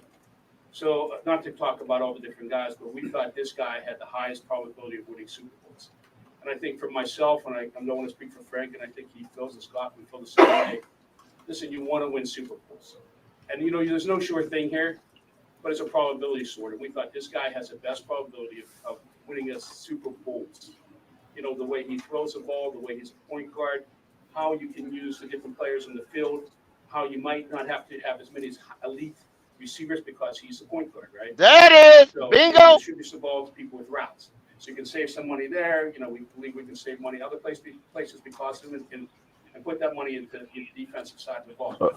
So it's like this is a guy that when you talk That nigga said we put that money onto the defensive side of the ball. Stop, Q. You see that? Yes, sir. You don't need elite players. That's what the nigga said. He didn't need elite players. Hey, driver, what did he say? The quarterback, you don't need those elite type wide receivers. We can save money there. We can put that money on the defense side of the ball. Why? Because the quarterback is supposed to do all that for you. Driver. I'm here. I mean, you talking about hold on. He spent the money on defense. So why? Rewind that back, Q. Rewind that back, Q. Hold up. You ain't rewind that back just a little bit, Q. Rewind that back, Q. Rewind that back a little bit. Right there, Q. Hold on, driver. Close your mouth, open your ears. You might not have to have as many elite receivers because he's a point guard, right? So he distributes the ball to people with routes. Distribute the So you ball can to save some people. money there. You know, we Save some money there. Money other places because of him and put that money into the defensive side of the ball. And put So that it's money like to the this defensive guy side. that when you talk about here for us, the Carolina Panther team, from from the time I guess This stupid talk about the motherfucker. process we went God through. damn it. Defense, first get the defense set with Scott, get the offensive line. Okay. This year with Frank, we wanted and we got in free agency the different pieces God we needed damn for wide receivers. We think we have some great route runners and Thielen and Did he just say we got the offensive line? Did he just say we got the offensive line? That's what the nigga said. God damn it. Yeah. Okay. And then, with Scott, he has other people in this draft he's going to be thinking about. So, Here at Black Cat, this is an educational channel. I don't know how many. God damn it. That's cold blooded. The man just laid it out saying we got everything for you. This guy, the quarterback. But y'all flipped the shit and said, oh, no, the quarterback ain't supposed to do that. The quarterback ain't supposed to do that. The quarterback don't make this nigga shine. The quarterback don't make that nigga shine. Because of the quarterback, it ain't got nothing to do with the defense. The man just told you how it works. And what we just do, we did the opposite of what he said. Did the opposite. This the thing. No, motherfuckers said that this shit right here don't exist, go, and we kept telling motherfuckers, okay, don't make me pull the fucking video because we played this video I don't know how many times 2 years ago. We played this shit I don't know how many times. So for people to hear this shit now, you get a chance to go back in time and really see what this stupid motherfucker named Tepper was saying. He said we had the offensive line. He said he didn't need elite receivers because Bryce Young is the point guard and he's going to uplift everybody else. That has not been the case since he's got here. But Q, that's the way it's supposed to work, though. He explained it like it's supposed to work. Bryce Young did not live up to the billing. Yep, that's a fact. That's exactly how it's supposed to work. Bryce Young was a failure. Yep, he had to change his whole game plan. If Bryce Young was what everybody thought he was, well, the supporters of him anyway thought he was, that building that he talking about, where I ain't gotta throw a little bunch of elite receivers and all this stuff, I can just go defense. We'll be in we'd be in playoffs. We'd be one of the Did he mainstays. say he don't need a elite receiver? Did he say that? Yes or no? Yeah. He just said it, nigga. Why y'all lying? I ain't playing because this he shit no more, said man. he don't need a bunch of elite receivers. Oh A my bunch. God. Boy, That's what he said. Is that his argument? At the end of the day, If he at would have the came end of out the of his day, mouth and David said, Tepper didn't hey, he don't realize. need a elite receiver, he that good, then I was like, you know what? You right. He said that man don't need a elite receiver. You right. But he said a bunch. So he assuming he needed one, right? But what have we done, Josh? Oh, Jesus, this oh, nigga. This is reverse psychology. Y'all This count now. nigga. Y'all see what y'all had to say. 3 years in a row. He said, Position. hold on. This He nigga. said Yeah. they don't need, hold on, they gonna focus their money on defense, right? That's what he said. How we did come that. they Why was would he say 29? that? Why would he say it? Well, they was 29 Let him. ranked defense that year under Bryce, right? You know why? He said, hold on. So he's saying they gonna spend money on the defense, right? But they didn't Have we improve the done that? defense, right? So Have if we the done defense was trash, okay, hold on. There's another thing that y'all pointed out. I'm gonna point something else out to you. Hold on. So the first 10 games of the season before Bryce Young came to Carolina, what was the record? This so-called good team. What was their record? 7-9. No, they won. The first 10 games. 7-10. 7-10. The first 10 games, the Carolina Panthers was 2-7. But that was the coach. Hold on. That was the They coach. fired their coach, right? Yeah. Did the Panthers fire their coach? Yes. Where we After going? going 2-7, right? Yes. So is the team good or not? Yes. Because How did they finish the season? How did they finish the season? Good. How did they finish the season? Bro, they won 7 games. Bro, what are you talking about? The roster, nigga. The next coach made use of the talent. What are you talking about? You started off Oh, 2-7. You say, how did they finish? Okay. Win, loss, win, loss, win, loss, win, loss, win, loss. What are you saying? What consistency? What Who is consistency? this nigga? I'm winning, as you showed. Who is this nigga? Who is this nigga? What's he talking about, y'all? But I'm now, not following. you got. Somebody- I didn't think somebody tell anybody me what would he's saying. see Ronnie. But I God have no dang it, I idea. think you I just have no showed idea. up. I have no idea. You find a nigga Please, smarter than somebody, Ron. please translate, because I'm gonna be up all night. I don't know. I guess he's trying. I guess he's trying to say man. that in his eyes, Bryce came into absolutely nothing. But we all know the real truth is that No, he that's was not the real nothing truth. and You're brought nothing lying. to the table as the number 1 overall pick. How? So, Hold on. How can you start the season out 2-7 and say that team good? That didn't make the playoffs. we was This nigga fighting slow. for the This nigga last slow. spot, the This nigga last slow. game, bro, for the This nigga playoff slow. spot, bro. We never said we was a One game playoff out. team. Hello, We never said we about to win the this division. nigga. Where we were at that time before we got there was a team. Logic. Yes, sir. Logic. If you start off 2-7, then another coach takes over and you win, goddamn, you damn near almost went out -1 against Miami. against, I think it was Miami. No. It was against Mike Evans them. Mike Yeah. Evans them was the reason why we You didn't talking even about the make last playoffs. game? Okay. Against the last game. Yeah. You damn near, does that not signify you have the talent on the team to win? Yes. That's why when they got done, everybody was talking about the way Carolina Panthers finished that season. If you just had a good quarterback come through there, they might be able to do quarterback something. away. We was a quarterback We was a away. quarterback away. That's what they were saying. Because We get this nigga and we get worse. We got worse. How do you get the best, quote unquote, the best player coming out of college football and you get worse? But it's the team, right? You went from 7 games to 2 games with this nigga. Man, you guys are trying to make a point for a man that lost his job, got the job, We not and talking about won Frank Wright. 4 games after going 2-7. So nothing else they talk about that trash team. So hold on.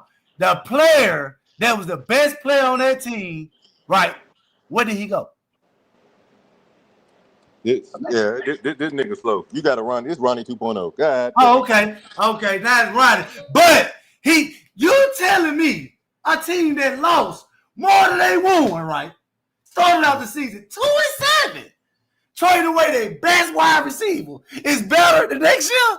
Oh, boy, y'all crazy. I'm really starting to see this, bro. Let me get into Y'all this is super crazy. chat. Since we crazy. Anyway, Crazy. super chat says right here, shout out to Flame for Jesus. He said, I had Bryce third as a third round quarterback on my big board. That year, I was mad when we picked him number 1. I didn't want to trade up at all. Jalen Carter should have been there for us. Then shout out to Kevin Shepard. He says, every day it seems like a bash Bryce session. Yeah. I mean, he's the quarterback, and he's a shitty quarterback. So, I mean, it is what it is, Kevin. You don't like it, you know where to do at. Yes, sir. Hey, I apologize for arguing with him earlier. I'm embarrassed now. You embarrassing yourself. Oh, Jesus. Yeah, embarrassing yourself, man. This is bad. I'm not arguing with him, y'all. Bro, I'll be real with you. Ain't no real football analyst or anybody that watch football would believe anything that you're saying. What? Okay. Yeah, okay. Yes. Oh, 2-7 matters. What was the record? What was the final record? What was the overall record? Hope be good. Because I ain't even about to argue with you. You know what else matters? Trash. Your last goddamn words. We about to get the fuck up out of here. I ain't about to keep arguing with your ass all night. Come on, give me your last words. Oh, Lord. The Panthers will win 11 games this year. Oh, Jesus. Yes, sir. Bryce. You want to bet on that? I don't bet, man. I don't do all that. Or then if you don't bet, I don't want to hear you open your black ass mouth no damn more. So money make you? No, but money keeps niggas like you in the broke house. So until you ready to put that money up or shut it up, I don't want to hear you. You said money keep. You said what? Don't worry, it'll hit you later. Talk to me, be good. We about to get the fuck out of here. I ain't about to argue with you. Man, hey, shut up, y'all having me. Hey, I'm sorry I argued with old buddy. I apologize. That was beneath me. Whatever he say. You messed up, be good. Ain't nobody about to argue with this nigga all day. I let the shit go on yesterday for 5-6 hours. I'm not doing that shit tonight. No. Hey, but in his last words, what he say? We lied because the owner said we didn't need elite wide receivers, and I'll let that be my last quote. Yeah. Hey, man, it is what it is. What's going on right there, Brother Wiley, Panthers Germany? Talk to me. Man, I hope Bryce has a good year this year. I hope so. He has all the opportunity based on what we've done for the young man. We've done the opposite of what the owner said, and we spent all our money on offense. We didn't spend it on defense. Those are facts. And lastly, we ain't not sitting here bashing Bryce. We're telling the truth. So if you don't like the truth, God bless you. Amen. That's one of the things dumb boys don't like to hear you bring up Bryce's name if it ain't talking about touchdowns, and that's something that he don't throw. So, I mean, if you go back and look at history the last 2 years, you ain't even barely got 30 of them to put together. You barely got 30 touchdowns to put together in 2 seasons. So, I mean, niggas doing that in 1 season. That's all I'm saying. So, you don't like what I'm saying, like I say, is that tough luck, nigga. I mean, tough break. Goddamn. I mean, what you want me to say? Carolina Logic. Yes, sir. Listen, when you bring up facts, it makes certain people uncomfortable. They start sitting up in the seat, the forehead be sweating a little bit. At the end of the day, this is an educational channel. I don't know how many times the illustrious GOAT done let y'all fellas know that, but for the ones that ain't clear over here, we're not going to hit you with a bunch of bullshit. We're going to hit you with straight facts, and sometimes that make you uncomfortable. At the end of the day, it is what it is. It ain't so much as a bad session for Bryce, but that's your quarterback. And if he ain't living up to par, God dang it, it's our job and responsibility and our right to call his ass out until he does better or get the hell out. That's what it is. This is Black Cat Panther Podcast. I am your boy Logic, and anybody that come up here who don't like what we saying, nigga, you know what you can do. Yeah, I'm out. Thank you very much, dear brother Logic. Like I said, I'm not arguing. If I put something on the screen and you tell me that ain't the case, that ain't so, I just respectfully gonna get your last words. And that's exactly what I just did. So I appreciate you. Kendall, to go talk to me. I don't understand how you can put something on the screen. I guess that was AI David Tepper. AI David Tepper. Mm-hmm. That's what Q, you dirty some bitch, you Q. You just put AI David Tepper up there. AI David Tepper. Damn. David Tepper didn't say that. What? Damn near 3 years ago. Yeah. Okay. I'm done. I'm done. Yeah. I'm done, Q. I was done once a nigga tell me that shit that we just took time to let him hear. That wasn't the case. Okay, what the fuck are we doing? The man just said what he said draft night. That was draft night. He said Bryce Young is a point guard. You do not have to get these elite receivers because Bryce is supposed to, and Q read the scouting report, elevate anything that you put out there on that field because his quick release, he throws with anticipation, his processing skills to beat defenses and put the players in the right place. We've seen none of that. Not elite on the elite level. We've seen none of that. So therefore, you didn't have to go get Mango. You didn't have to go get McMillan. You didn't have to get DJ Johnson. You didn't have to get DJ Chuck. You don't need all that. You could took Jalen Coker, Adam Thielen, this and that, and they should have did numbers. He said, you take that money that you're not spending on these wide receivers and other places, meaning offensive line, because he's not supposed to take these bad angles and let these elite edge rushers get angles and beads on him. You're supposed to take that money and put it into the defense. And that is the 100% formula for building a championship team. And we're supposed to be going to Super Bowls. That's what the man said. He said, talk to the coaching staff and supposed to have us in Super Bowl. But I do not know how he talked to the coaching staff, and this was a unanimous decision when the motherfucker said prior to that, he went to the motherfucking Super Bowl and told Bryce he was going to get him. So where in the hell did he correspond with the coaches and other? That was a decision by you, Mr. David Tepper, and you alone. That's a fact. Yeah. And this is your shit. Either you gonna shit or you gonna get off the pot. This is your shit you put us in. I don't think David Tepper understands how much of a dependent Bryce Young was with the Alabama athletes and counterparts around him. He was a dependent of it, not an asset. No, he was a dependent, not an asset. Y'all need to understand that. He bought the magic beans, bro.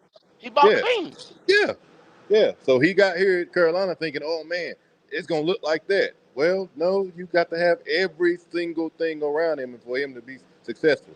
And here we are, going into 2025 season after giving multiple drafts for this boy because he cannot do it by himself. He's not a leader. He's not somebody you put out in the front lines. That's just not him. So I need y'all to stop big up to this dude, man. At the end of the day, look at it for what it is. I ain't gonna go on no rant. I'm gonna leave it alone because it's me too. I'm done. Y'all both got gas on y'all chest. Y'all long-winded today, boy. Yeah. But it just upsets me though, Q. When you know what I'm saying? When you put the shit when you put the shit up there on the screen, then motherfucker, nah, man, that ain't what happened. That ain't how it happened. What? A nigga listen to the shit and then say that's not what happened. Yeah, video proof. You got it in black and white. What the fuck else you got to do? The nigga in a suit, he's standing to the side. He got the media there, his parents, his mama, his black ass daddy there, everybody in the building, and the nigga still say that shit ain't happened. You show him the stats. You show him the stats. They just let you know you can't change that man's mind. Ain't nothing you can say to change a man's mind. Yeah, you right, Logic. You right, Logic. You argue with a nigga at that point. You're not gonna change his mind. He's going to be one track, one sided, and he's not budging or moving, no matter what the fuck on the film. That's it. Yes, sir. Mm-hmm. But like I said, I lead with evidence, facts, stats. We give you exactly what it is. Motherfucker always come up here and tell us, hey, well, who are y'all? Well, we just giving you as it is. Motherfuckers who act like they don't see these interviews, they out here, it's public, it's for the public, it's for public consumption. You can see these interviews just like everybody else. It's on Panthers.com. It's on YouTube. All you got to do is type it in, search, inquire. Like I said, we follow the storylines day to day, week to week of what's going on with the Panthers, and we report it. Why? Because this is what we do. You can say this is a podcast, but we're more like analysts now at this point, because analysts give you stats, facts, ideas, and then they come up with composition, and they give you details of everything that goes on and transpires, as well as what's actually happening. And that's what we do here. We give it to you as it TI is. Niggas don't want to hear it, but I don't give a damn.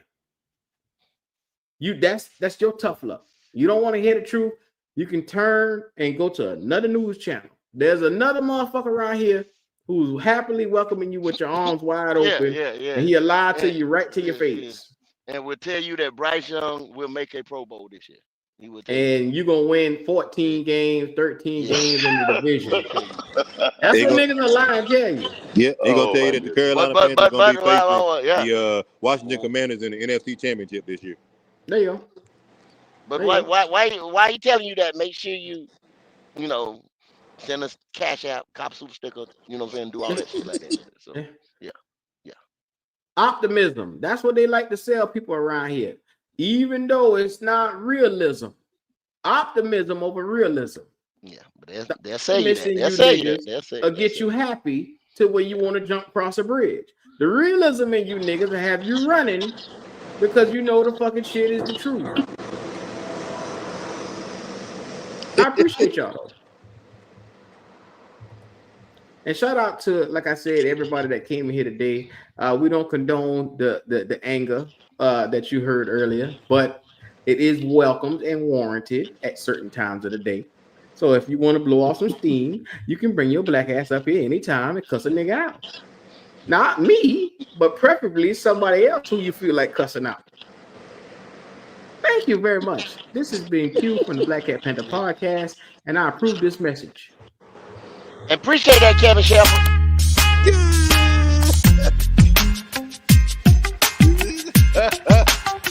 Good. Clean up.